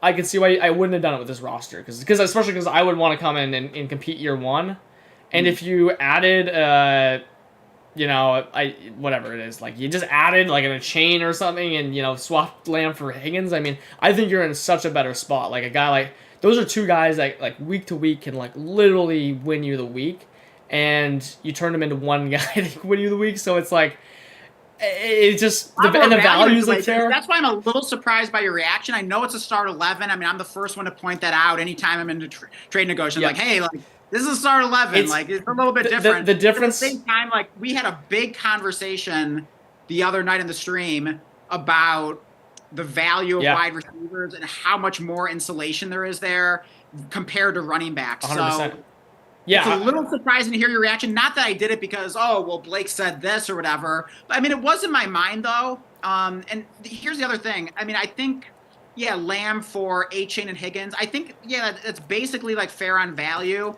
I wouldn't have just done that like 1 for 2. I wouldn't have been like crazy about it unless it was in like the perfect situation where it really made sense to tier up. But it's like as ridiculous as it sounds, getting Jonnu and Calvin Austin, it was like just enough to put me over the edge. You know what I mean? Yeah. Okay. Here's. But like I think it was basically fair anyways. Like I wouldn't have been crazy about doing it. But I think after the conversation we had about the value insulation of receivers, and it's not like I was, a top, 3-4 contender prior to this. I mean, I think I had like a pretty interesting like house money team or whatever as it was. So it's like, you know what, like. I don't hate this as a long-term move, and at the same time, just looking at the trade as a whole, not just, Calvin Austin and Jonnu Smith, but the fact that I'm improving my wide receiver room and my tight end room, my team's two biggest weaknesses. And okay, yes, I lose a very good running back in A-Chain, but I have like 20 other running backs. So a lot of them are handcuffs and rookies and like kind of upside swings or whatever, but that gives me a lot of potential in my running back room. If there are any injuries, any surprises, if I just hit on any of these lottery tickets, all of a sudden I got a pretty good running back room combined with now a much improved wide receiver room compared to what I had before this trade, because I had like a really thin wide receiver room. And I actually have at least someone that's hopefully competent that I can throw into my tight end spot week 1 in Jonnu Smith. Yeah, and if anyone, we had 12 watching. If anyone's got it, that we've been talking it through, drop your opinion. And here's the one thing too. It's not that it's like a. That's the thing. I want to be clear. It's not like a bad trade at all. It's a fair trade. I addressed two team needs with this trade. I improved wide receiver, I improved tight end, and that's my philosophy: draft for value, trade for need. So if Lamb for Higgins and A-Chain is already fair, and I really don't care about Rashad White, and I'm also getting in like Jonnu Smith might sound gross, but like he's probably the most startable tight end on my roster for week 1. So for me, that was like a nice guy to get. Yeah, I need some depth at receiver. I like Calvin Austin, so it just kind of made sense. I would say improving at tight end is like a major overstatement, because it could be true, but he might score 1 point more than your next tight end or something. Right. Well, here's the thing. Yeah, but you're going from one tight end timeshare to another. Okay, yeah, he might score more than like Juwan Johnson, but oops, Juwan Johnson was on my bench week 1. Yeah. I started Likely and he scored 2 points. So yeah. This is gonna be one like if you're only starting one tight end, you're gonna be like chasing the last week or trying to like get ahead, and it's just gonna be like, oh my god, Juwan Johnson scored a touchdown here, Likely scored 2 there. Oh my god. A 99-yard screen touchdown for Jonnu Smith the next. It's just gonna be like the most disastrous if you played one of them. I think the better way is to like play multiple of them. Yeah, I mean right now I have the 2 tight ends in there and Jonnu Likely. I mean, who knows if that'll stick, but yeah. Yeah, but this is the other side of it too, right? That's important to look at, because you were talking about the value insulation. And that's a big thing. That's why you make a CeeDee Lamb trade for this stuff, because the chain's extremely volatile. Higgins got the contract, but he's been injury prone, and he was there. That Bengals offense was extremely hot, so it's really easy to overstate just how good the side you gave up was, because they're 2 extremely volatile assets. But also looking at your roster, like 2 of those guys was a perfect fit, because you needed 2 guys that could like be the wide receiver 1 and an RB1 on a week. So that part I hate is that just the absolute week winning league-winning potential you gave up for a guy. Of course, CeeDee Lamb's like a top 4 dynasty receiver. So it's just it's to I your feel like preference. CeeDee Lamb is probably the least discussed player in this whole trade, and he's the best Yeah. player in the deal. And like somehow we're not even like talking It's just about because that. we're already accounting that we know CeeDee Lamb is who he is, and we're assuming he's CeeDee Lamb. Like I think that's just being accounted for. We're not saying he's not gonna be a top, 4 dynasty receiver slash potentially the wide receiver 1 on the season. In fact, I think he's like pretty like under perceived right now. Yeah. He's coming off the wide receiver 1 season. He was holding out. He got a slow start with Dak, and everything blew up last year with Yeah, and we injuries. talk about how we like George Pickens because of how much the Cowboys throw the ball. Yeah, How that's what I mean. about how that might benefit CeeDee Lamb? That's what I mean. Yeah, with CeeDee Lamb, like that's I don't want to understand CeeDee Lamb. So like from that perspective, yeah, if you can, here's I think my take.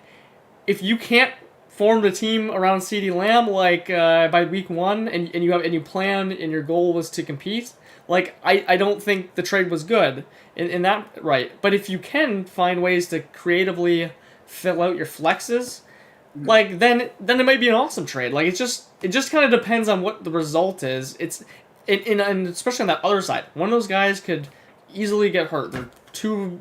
I would call them like they have the injury prone tag. So like I don't want to say it's a bad trade. It just makes me uncomfortable like putting myself in your shoes, which is fine. You now you're forcing yourself to get creative. Is like I don't know. Maybe it's a benefit, but it's. Yeah. I mean, actually, I love restrictions that force me to get creative. So I definitely do not find that to be an uncomfortable position to be in at all. It's a fun challenge. I don't think it'll be that hard. I mean, we'll see. I mean, trades have been flying left and right in this league. I've never seen so many trades go down as I've seen in this listener league. I've never been in a more active dynasty league. So this league has been absolutely amazing. If there was a league to make this kind of trade in, where you'd want it to be active so that you can kind of maneuver your way. I don't want to say like out of this mess or whatever, because I really don't think I'm in a bad spot or anything. But if you view it that way, this would be the league to do it in. Also, I didn't have any shares of CeeDee Lamb. I had one. I traded it to Randy in another league. So he was just kind of a guy I wanted a share of. So I thought Lamb for Higgins and A-Chain was about even. So it's like, okay, if you throw in something that helps my tight end room, gives me a little receiver depth, okay, fine. You can talk me into it. So it was just kind of like a YOLO trade. I'll figure it out.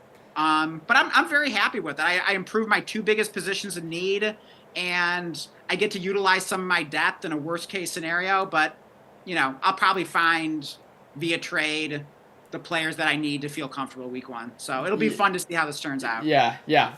Final thoughts, at least for me, is like fair trade, but I'm questioning how it all comes together. So, but I believe in you. So. Right. I think it can work out, but I think in 6 months, like here's the thing I want to also not just overlook is that I think in 4 months we could be looking at this deal and we could be like, oh my god, Dan, like you got rinsed, or oh my god, Dan, like you rinsed him, and I almost like don't see it being in between. Right. Like I truly think it's gonna be like one side, and it's just gonna be off. If you win it, it's gonna be because one of those guys got hurt. Yeah. And or both, and if he wins it, it's gonna be those guys did not get hurt. CeeDee Lamb is awesome, but those guys are like literally just carrying Coda to a championship, basically, and I mean that's just the kind of players they are. So I think here's my take on deals like this, by the way, and I think the community or people are you win this, or Seb saying you got fleeced because he's saying you've made Coda's team better. It's like, what if he just traded CeeDee Lamb for 2 guys that are hurt by week 4 too? Like, there's a lot of risk in doing that anyways, off the value insulation, like you mentioned. So it's just not so black and white. Like, we just don't know. Like, that's the answer. Yeah. We don't know who wins this trade. It's fair in value, and in 4 months, depending on what happens, we're gonna be just going like.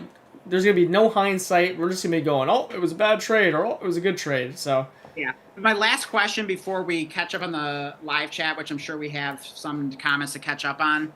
But my last question is, are you surprised that a trade that you say is even in value got such negative reactions for my side in the league chat. Like, did that surprise you at all? Because like it seems a bit odd. Like I don't think I can ever remember an even value trade where the person acquiring a CD Lamb type got so heavily criticized and questioned. It's probably just mostly Seb like, because can you explain that? You know, I think it's just Seb wanted, like Seb had some previous deal with it's just Seb being salty about some deal that didn't happen. Like I think that's just really what it is. It's not. Yeah, we don't have to get into all that. Like, yes, yeah. Seb wanted to get A-Chain and Higgins, but I didn't like his offer. It is what it is. Yeah, I don't think it really had anything to do, but I do think even Jacob. I mean, he wasn't like mean or anything like that. But like even he criticized in the chat, and which he has a right to do. I mean, I love that everyone gives their opinions in this league, and like I want that. So I don't think it. Like if you don't like a trade, like feel free to voice that. Like I'm not perfect. Like I make bad deals at times. I don't think this was a bad deal, but I can understand the criticism of it. It's impossible. It was so one-sided. Yeah, no, I mean that's where I want to be clear. Like, it's impossible for me to have a reaction of like, you completely screwed it up because you did like if you ask for any more, you're not gonna get it back. Like if you ask for even like a third back, you might not. Like, maybe a third in this league would do it, but you ask for a 28-second or a 27-second, like. Right, you're probably not getting it done. That's like the margin. I knew there was like nothing else I could ask for. And real quick, the way the deal went down, like Code and I had been talking a little here and there, nothing major. And then, out of the blue, he just sent me a message. What was this, last night? And he was like, "Hey, are you still interested in doing like a Lamb for A-Chain and Higgins deal?" And I wrote back and just said, "Throw in Jonnu and Calvin Austin, and you've got a deal." Yeah. And he responded and said like, "Hey, I just noticed you have Rashad White. I kind of want him." Then he sent me the offer 3 for 3. He was like, "Sure, accept." Yeah. That's how it went down. I see. Yeah. Yeah. So I mean, I think I was wrong. I feel so strongly about not having such a strong opinion on a deal like that, where the range of outcomes are. I don't want to say that they're extremely wide. It's extremely wide for Coda's side. You know what you got. You know what you got. But on Coda's side, that's true. He, it could be, especially in season, like, really high, really low, what he gets. Anyway, so, and then again, this all goes to last year, feeling like I had stronger overall, like, player takes, maybe just in general, about everyone. Right. Where now it's just, I'm more strong on one, like, okay, I'm really strong about a couple players, and I'm really low on a couple other players, and then everyone else is just like, I don't know, man. Like, do they score a bunch of touchdowns? That's what it just comes down to. Or do they not get hurt, and do they just fall into the end zone? I mean... Well, I don't know if I completely agree with that. I see your point. I agree with it to a large degree. I don't know about the touchdown thing. I mean, sure, maybe in like, non-PPR leagues, non-tight end premium leagues, where people are still playing like it's 2004, like, sure, that would be 100% true. But I mean, these days it's all about the targets and receptions, and with all these like bonuses for catches and Terry McLaurin though, it would be like the definition of this. Like it's just like I want to be out on Terry McLaurin every year, and then he just randomly scores 14 touchdowns last year, and it's like, okay, well, I think he was a pretty bad pick, but he scored 14 touchdowns. Like in a league with full PPR and let's say a tight end premium of 0.75 or higher, Terry McLaurin probably wasn't like all that exciting last year. Like, yeah, he was good. You're happy to have him. He had a good season. Like he lived in your wide receiver 2 or 3 slot or whatever, or flex, yeah. And maybe he helped you win a championship. But yeah, I mean, he wasn't like crushing it and like, oh, this is the reason why I won the championship or anything like that. Not in a league with that type of scoring. Like, I don't think he really moved the needle that much, even in his best season. No, yeah, but players like that, and like, okay, James Cook was one of the ones where I just didn't want to touch him. I didn't see. Here's the thing: the only way James Cook paid off, and like, this is so true because he's barely went up in price. Like, everyone knows that the only route for James Cook to pay off really like in a positive way his price and not just match it would it be to score 18 touchdowns. He scored 18 touchdowns and no one's even sold on him. So like, but at least that like dynasty player take was correct because he literally didn't go up and he had the 100th percentile outcome. So, Yeah. but that kind of emerges. That was a strong take for me, and he was one of those guys that ended up just fall. He was the same by all of efficiency metrics. He scored 18 touchdowns. It's just so random. Is my point that some players just absolutely come out of nowhere after being just completely mid for 3 seasons, aka Chris Godwin or something. Mm-hmm. Let's catch up on the live chat. I'm not sure what comment we left off on. It was probably stuff related to like Rice and Addison, so we'll skip by that. Let's see. So here's a reaction from Seb to the trade. He says, "I built the Justice League to build Dakota's Avengers team," and Dan was like, "You know what? Let me deliver reinforcements to Dakota." I mean, I understand Seb's perspective because, I think Coda's team got better because he got 2 starters for 1. He basically sacrificed some long-term value and value insulation for short-term production. So, I think Coda's team got better. I feel like my team got better as well. That's what a good trade should do. Seb can disagree with that, but I think Seb is only looking at it from his perspective of, Seb has one of the better competing teams in the league. So does Coda, and now Coda's chances just went up. So of course Seb doesn't like the trade. It's pretty predictable. Yeah. But he's not really looking at it objectively and saying like, you know what?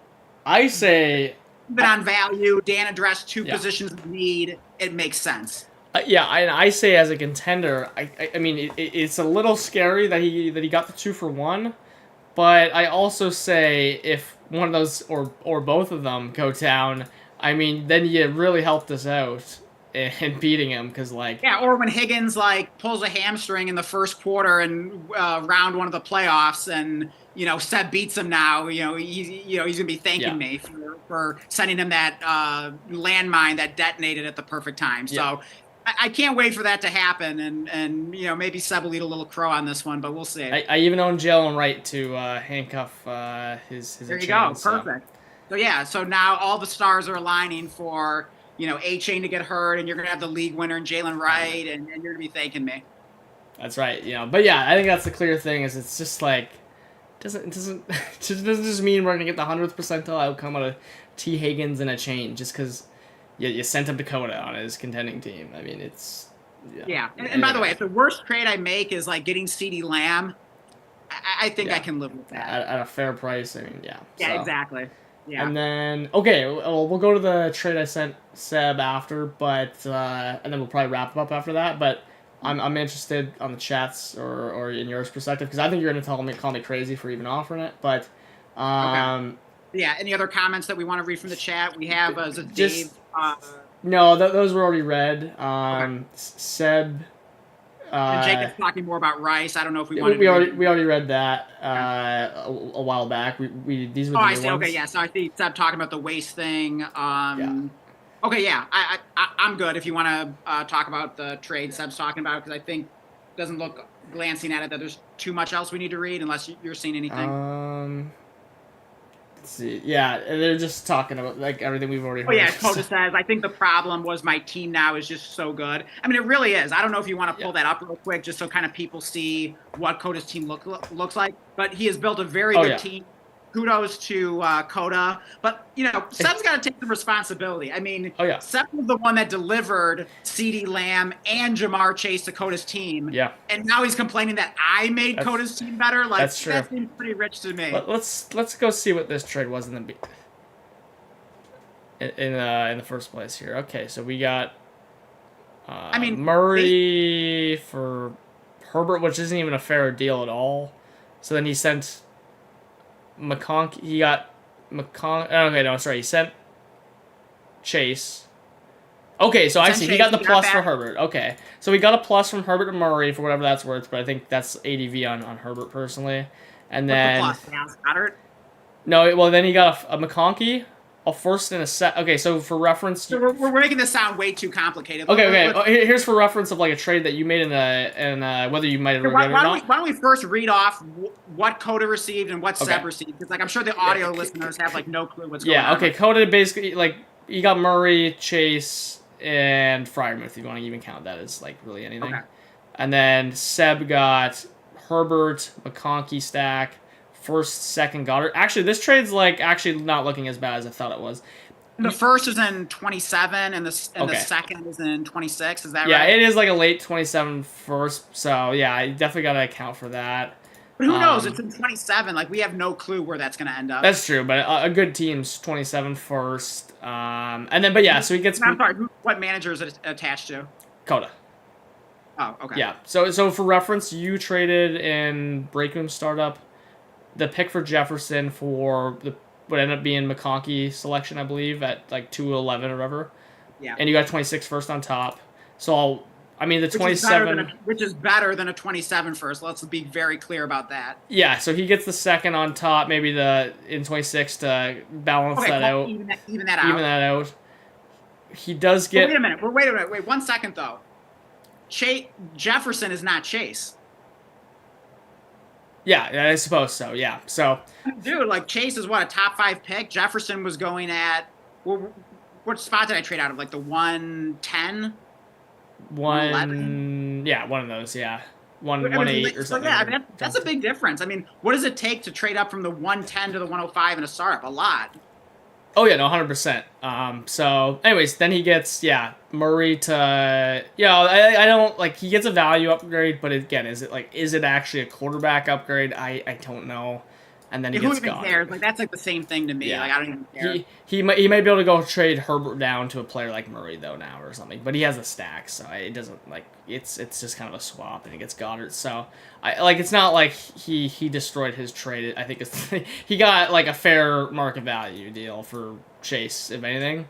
So I don't know what he's complaining about. I don't really think he got enough in that deal. I mean, if the first was in 26 and it had a chance of being better than late, I think that would sound a lot more appealing, and I think I could, like, talk myself. If it was 26, yeah. Yeah, if it was a 26 first and it's like, ooh, you know what? That could be mid, or who knows? Yeah. Maybe I get lucky. That could be early, but, like, yeah, Coda has, like, maybe the best team, so yeah, it could change by 27, but that's the problem. Like, it's 2 years out, and then even then, like, you still don't feel great that it's going to be better than late. So yeah, I mean, the way Seb feels about my deal with Lamb is kind of the same way I felt about seeing that trade. It's like, oh, great, Coda gets Jamar Chase, and he didn't even really have to pay that much of a tax. So yeah, that makes sense. So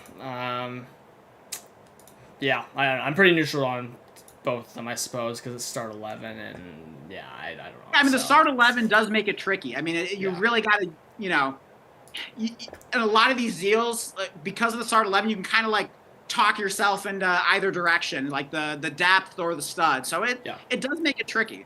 Yeah. Here's going, by the way, we'll finish off with this, and I don't know, call me crazy. So, Seb puts Rashee Rice on the block. We were just talking about, I don't think trading for Rice right now is the move at all. But he did put him on the block. It is Seb. We know Seb is reactionary to wanting to trade a player. If he throws him on the block, they're probably gone, right? So I can't just let Rashee Rice go for pennies. If I gotta at least put my name in. You gotta do your due diligence and explore what the cost is. So I mean, Trent and I, we have a nice lineup, but we're really pushing it thin. But I'm actually really happy with where we got it at now. But we have 5 firsts, and 2 of them are projected really, really, really, really early. That's wild. And even a few more darts. So I send Coda's, like, I would say it's like a mid projected first to late. It's like a true mid to late. He's not the best team in the league, but he's not certain to make or miss playoffs or anything like that. So take it for what you will, but he has a lot of depth, so it's going to be like the 105 or 106 best, right? Okay. I think that's the key. It doesn't have 101 upside. I offer that for Rashee Rice, and I throw in Ray Davis, who Seb really likes, and I have a bunch of Ray Davis, so I was like, okay, he'll like Ray Davis. It's a first plus. That's a fair offer. I thought it'd be a fair offer based off the fact that from my experience, you couldn't seem to get the 2 firsts when I was going to other owners in that league. No pun intended. I couldn't get 2 firsts for Rice, so I just said I'll wait. And that's even a start 9. I know it's 14 team, but you do have to roster less players, like, in your lineup. So, like, When I was thinking about the Barkley trade, I'm like, shit, I think it was still a good trade, but I did give you Barkley, and I'm like, damn it, like that makes up more line. McMillan. So I mean, I think you'll probably like inevitably win that trade in the long term. But no, absolutely. But still, yeah, that opportunity cost to give that to someone, or now you have the power to go give that to someone. I mean, I can't imagine adding to Ted McMillan to make a bet on a 28-year-old running back that just ran for 2,000 yards and had 1 million touches, and like, there's no way I'm adding that.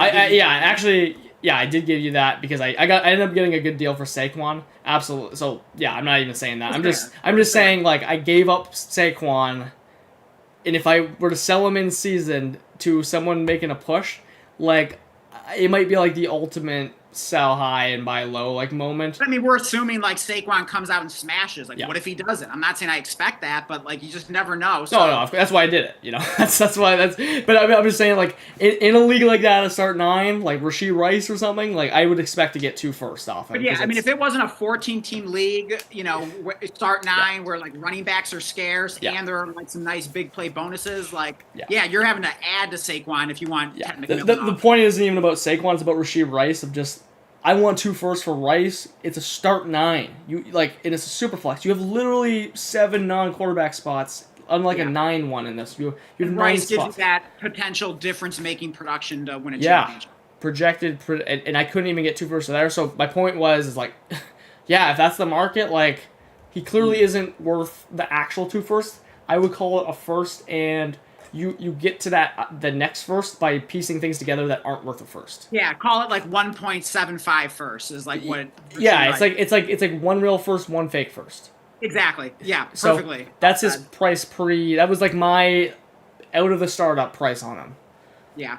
Then I'm like, okay, so Ray Davis like kind of cuts that fake first, and I don't know, like kind of half, but not really. I don't know, a little bit less than half. And then I mean, Ray Davis is worth. I mean, he's a nice piece to have. I mean, high. He's a guy on this team I don't want to trade because we really need him if James Cook goes down. We will be kicking ourselves if we don't. And I got Cedric Tillman, who's still currently projected in our lineup, but that can change easily. But I love Tillman. I mean, the way I would look at what's his name? Wait, why did I just suddenly blank? Ray Davis. He is a high-end throw-in, is what I would call him. A high-end throw-in. Yeah, no, absolutely. Like, I'm accounting him for like a late second at minimum in a deal, or like a future late second, because I am certainly not trading him for an early third. Like that is like, there's this like fine line where it's just like absolutely not. I am not trading him for that with his upsides. Anyways. This was my final offer, which it doesn't sound like he wants to do, whatever. He thought it was really bad. Tillman and which I did not want to do because Tillman, if Tillman were to hit on this lineup, like, it's the same thing as Ray Davis. If Ray Davis and Tillman hit, then this whole trade for Rashee Rice, like, the whole point of it is, like, out the window because we might as well have just kept Tillman and... I mean, imagine if, like, Tillman ends up being the next Nico Collins and you just, like... That's what I mean. That's what I mean, or even just 50% of that. Literally 50% of that. 60, and it's a start. Honestly, I mean, like, Seb probably did you a favor here by declining this because I think I would have accepted that in a heartbeat if I was a owner. To me, this was I wouldn't even have put Rice on the block because I wouldn't even think I'd get an offer like this. Yeah, my point was that if you add, at least how I'm viewing these players, this is like you would never accept a first for this. That's like a fake first. But it's a fake first. I would never accept a fake first. But this is the definition of a fake first. Because, like, I mean, Tillman or Ray Davis, like, it's in the range of outcomes, although unlikely, that either one of them is worth a late, 26 first sometime during the season. At least, it's 100% that in the range of outcomes that they're worth an early second. Tillman was it might only be like a 15% chance that happens, 10-15% chance, but it's possible. Yeah. So I thought this was like extremely strong offer. Like, here's the thing, pre-news it wouldn't have looked good. But post-news, I was like, this might be a little too much as far as... So I'm like throwing in your boy Calvin Austin, which I thought was... I love that you threw in Calvin Austin. I basically that just... adds that little bit of credibility to how I wanted Austin in my deal. I literally threw this in for a meme if it got accepted, to be like, oh, Calvin Austin did it. because your deal for CD. Yeah. But then I And by the way, just just so threw it people first. know that I'm not like insane about Calvin Austin, I did cut him in a league this offseason where like I had to make some roster cuts. So I'm not like completely out of my mind, but I do like him as a throw-in. Anyway, so I had to throw him in there for me. But I was just like, dude, a 4-for-1 with two guys that I love. And then like the suspension. Here's the thing. This is a lineup where it's really weird. We can't afford the Rashee Rice suspension, but we can kind of because like we have 5 first, so it's like I don't know. It's this weird thing where it's like I want to buy him, but it also doesn't even make.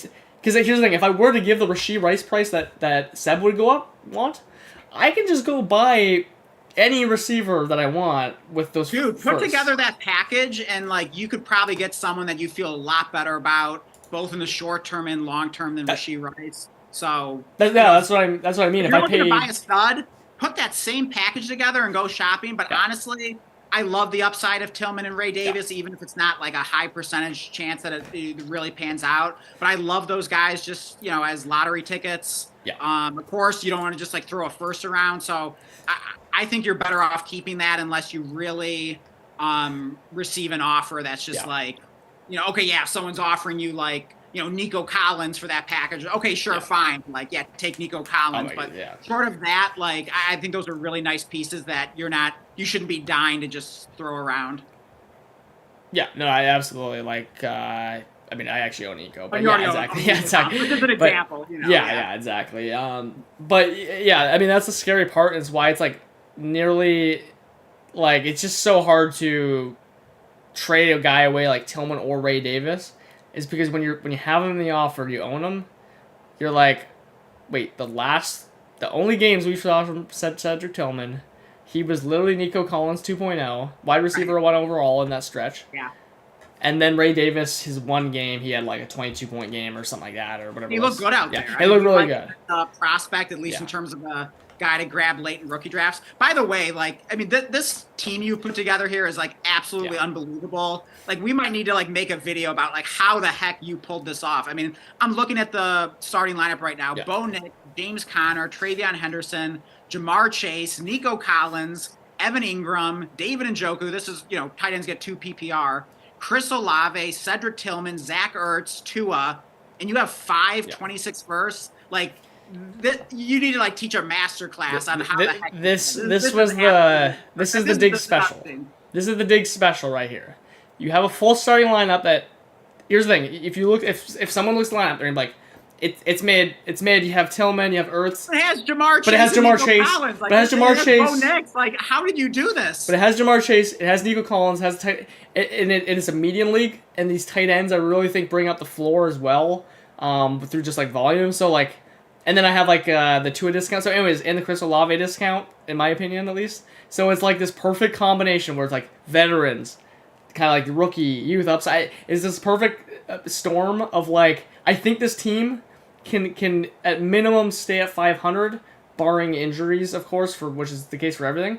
Oh, dude, you're going to be well past 500. You got Njoku in the flex getting 2 PPR. I mean, he's probably scoring as much as like Nico Collins in this format. You got Evan Ingram at tight end. I hope it's true. I'm just being realistic as far as like because they're all my favorite guys. You got Chris Olave in your flex. Like, this is insane. Yeah, the projections. Let's be clear. The projections hate this team. They think that Chris Olave is. They think he's Khalil Shakir. No, actually, he's premium Khalil Shakir. Actually, so I'm gonna correct them on that. Projected like lose week 1.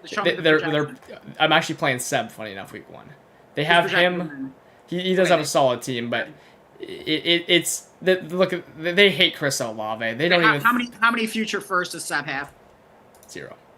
Okay, exactly. Yeah. So anyway, and then he better have a higher projection week 1. He better. Absolutely. Here's why I'm saying I just need to get by. Trent and I need to get by at 500. Number one, there's Henderson. We need him to hang in there. I mean, yeah, Tillman's a little bit of a question mark. Like, he could smash, he could do nothing week 1. I get it. Yeah, there's question marks still in the lineup, but that's why we got them, because they were a good price. And then, we have all the favorite running backs. We have a guy like Thielen that can kind of come in. You got Thielen, Alec Pierce. I see Woody Marks there. So you got some fun bench players. Jonnu. Don't forget Jonnu. Imagine we still had Jonnu. Oh my goodness. If we still had Jonnu, this team would literally be like Dolphins Jonnu, because that's what we had drafted. Then Oh, we yeah, are. yeah. Oh my goodness! Like we're Wait, cooking with did you fire. have A-Chain, or did No, you traded A-Chain? I never had A-Chain in this one. Oh, okay. Yeah, but Oh, this is waste management. I was yeah. thinking it was like your startup with Trent. Yeah, for reference, I'm projecting one of these is the 101, like nearly guaranteed, unless someone just like absolutely cleans house, and another one is the 102 or 103. I mean, I don't see how they're any worse than that. Like seriously, unless again someone just completely cleans house out of nowhere. Yeah, So this is a fun team. Yeah, and do you have a co-manager in this league? Yeah, this is Trent. This is also a 200 buy-in. So we're looking to go to Cabo by winning a ship. And here's the thing. Our dream is to win a ship and keep these 5 first. If we can pull that, it's not going to happen. Let's be very clear. I'm ready to vomit. I'm so envious of this team. You got to teach me how the heck to... There is no scenario that happens. Zero scenario that. We will have traded those first if we are going to win a chip, by the way. Let's be very clear about that. But we want to keep as many as we can. This would be like the have your cake and eat it team. We'll see. I think it's perfectly executed so far. Yeah. But I'm expecting the worst. I think it's the best way to describe it. That would be a fun flex though, to like not trade in those first and just get like lucky win the championship. Yeah. I mean, there's a path though. There's be able to hold that over everyone. Like I got 5 first and I won the championship. Like that would be so disgusting. The path to us doing that, by the way, is like how we have built this team. Like it is built to do that. Henderson. Yeah, looking at your starting lineup right now, like it is absolutely good enough to at least get lucky and win it. It wouldn't be the best team, but like you could get lucky. Assuming health and even just getting like, I don't know, like a 55th percentile outcome on a lot of these players. Yeah. Like this is a playoff and can absolutely. I've seen way worse teams lose, but here's the thing: it has all the rookies. It has a couple guys that can really take a step through injury, handcuffs. So I think that's the fun part where we might not have to trade one. Anyways, this is turned into like some random like roster review, but this is the ultimate Diggs build right here. 5 first. It really is. And like a mid starting lineup, I'll call it, but it has like really good players on it and really good outs to compete. Honestly, I think you're even selling it short. Like I think the starting lineup it might even be better than mid. I don't know, but like it looks good to me. Yeah. It looks good to me. It actually had our starter rank at like 2 on Dynasty Daddy, which like I don't agree with, but like I do think it's like not that far off. But see, that's what I'm saying. Like that doesn't even like shock me.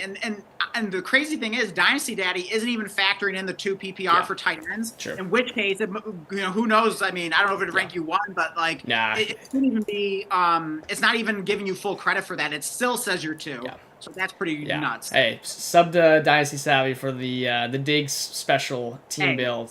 Yeah, if you want 5 first, maybe you'll be kind enough to give away your secrets at some point. I mean, honestly, like they're I mean, if you've been watching this channel long enough, like you probably know how you did this. Like, I mean, like, but if someone has watched me talk about startups, I've basically spewed every bit of information in there. But it's a religion. But hey, I like the call regardless. Definitely subscribe to the channel if you haven't already. We really appreciate everyone's support. Please hit subscribe. Make sure you are the stream, and we love getting comments as well. So feel free to leave a comment even after the live stream is over. And I gotta get better about checking those, but Blake, you're the one that gets like the notifications about that. So hopefully, like you respond to any comments that we get. Yeah. But I'll try to be better about checking those. But in any case, we really appreciate the support from everyone, and we're trying to get to 100 subscribers. So help us out here. Throw us a sub. Yeah, absolutely. We're at 70. Okay. Now Seb, by the way, is he's flexing. He has a super team on Dynasty Daddy. Apparently that one. He does have a really good. Right. He has a really good starting lineup, but I'm surprised he got it because he doesn't have like draft picks. So it is pretty impressive he got it. Yeah, I don't know if Dynasty Daddy punishes you for not having draft picks in terms of the super team label. They might not. They might not because he doesn't have the And they picks. probably don't. I think Yeah, they because don't. obviously Yeah. Seb got it. Like, they must not punish you for that. But either way, even trading your future picks, Yeah. that is pretty cool to get the super team label. So congratulations to Seb. I don't know, like maybe at some point I'll have to take a look at his roster, Yeah. but yeah, it must be pretty sick to get the super team label because Dynasty Daddy definitely doesn't throw that around. So that is pretty cool. Yeah. So yeah, congrats to Oh, Seb. one thing on topic of before we leave is I forgot to say this other stream, and this would be fun for the viewers to make a video on this of getting the results. But the reason I was ranking out some teams. I don't think I only really finished it in break room. And it's not. The thing is like I'm doing a ranking now, and I want to get other people's opinions and form like a consensus power ranking. But the thing is, things will shift with trades, so like we'll get it in week 1. But the point of the whole exercise is through. Hopefully, I want to almost do it in like all my leagues. Mm-hmm. Is I want to see or all my startup leagues, fresh startup leagues. Mm-hmm. And maybe bonus the ones that already exist. But the point was, my theory is, it doesn't matter how hard you go in, out of a startup, you really don't have a better chance of winning the league than anyone else. Like it's so marginal, your odds. Like genuinely, especially like I'm not even talking like you're making these moves in season. Like my point is, if you sell your capital in the startup, you try to build the best lineup possible. You have so royally screwed yourself over to the point where like there's no backup plan but to like throw the buckets of water out of the boat and hope you don't sink. You just have to pray everything is healthy and you have enough depth and you've basically drafted perfectly, I think is your plan. Yeah, I mean, hopefully you drafted some young players that can kind of get you to 2028 if you don't have like a pick or a first until then. Yeah. But I hear you. So my test here with these startups I've been doing, I'm gonna track every team. I'm gonna like label them as like, okay, you get the all-in tag. You've traded this amount of picks or whatever. Your future first. Really, all it takes is did you trade your future first? That's really all it takes. That's such a clear like boundary. Boundary, because that could be if you mess up, that could be the 101 or a really good first, and you'll need it if you earn that. By the way, so I'm gonna track how those teams ended up doing, but the parameters of like what the power rank goes in the power ranking is, I can't predict what trades they're gonna make. But here's the thing: what kind of trades can they make if they don't have their picks in the first place? They really can't make their team better. Down tiers. Exactly, but that's my theory too. Well, I guess you could tier up in theory too, but yeah. The down tier, up tier, like they can do it, but if it was a likely outcome, they wouldn't have traded their first, and they would have done that in the startup instead of trading. Yeah, if they're having a down tier, something went wrong, and now they're kind of like, they're in troubleshooting mode. Exactly. That means so. I think it's complete. I just want to go who is ranked, who has the best paper lineup out of a startup, and did it actually matter? Did it really give them a better chance to win? And especially because I'm in there, and all my startups are the same. Where like I've racked up like 3 to 5 first, a bunch of darts, and I still have a contending team. So like I want to see how I do to those all-in teams in comparison. Oh yeah, for sure. I mean, there's a number of different ways you could track it. I mean, I think one of the most basic things you want to see is like what percentage of these teams that traded away both their first in 26 and 27, what percentage of those teams won the championship? Yeah, and I'm not even leaving it at that. I'm saying just one first, too bad. That's how low I'm setting the bar. Is like they just sent one first, because that is just like a clear like. Your lineup should be a stronger point to also track. Okay, that too. Maybe a separate category. Okay, separate category. Yeah. Let's say you look at all your leagues or all your startup leagues, and like, okay, there were 8 managers that moved both their firsts in 26 and 27, and like only one of those 8 won the championship, or maybe none did, or who knows what it says. But I'll categorize like how many people did it, what's the sample, but I just suspect it's the expected rate. It's not going to be like 5 or 6 or anything crazy like that. It's probably going to be 4 or less. I say the expected rate is just like neutral, and I wouldn't be surprised if like I guess like maybe the first round bye or whatever, like their fantasy, let's say their fantasy finish, Yeah. is like lower than even what you would like expect on a neutral thing. Because, Okay. and the reason I say that is because people If they that were like really smart managers, they might not take that that approach. Or, that's my. It's not that you're a dumb manager if you trade your well, right. first, Yeah. I'm not trying to say anyone that does this is but stupid, but yeah. but the thing is, even if you are a smart manager and you trade your first, like you really need to be making savvy moves to like, dude, Yeah. one player gets hurt, and like you're toast potentially plus the bye weeks.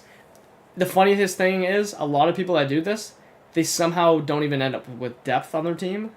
Yeah. So I think that's where you really get in trouble. So I don't know. That's my announcement of You know my what would be interesting if not to give you too much credit yeah here because I've been singing your praises way too much after seeing that team of yours.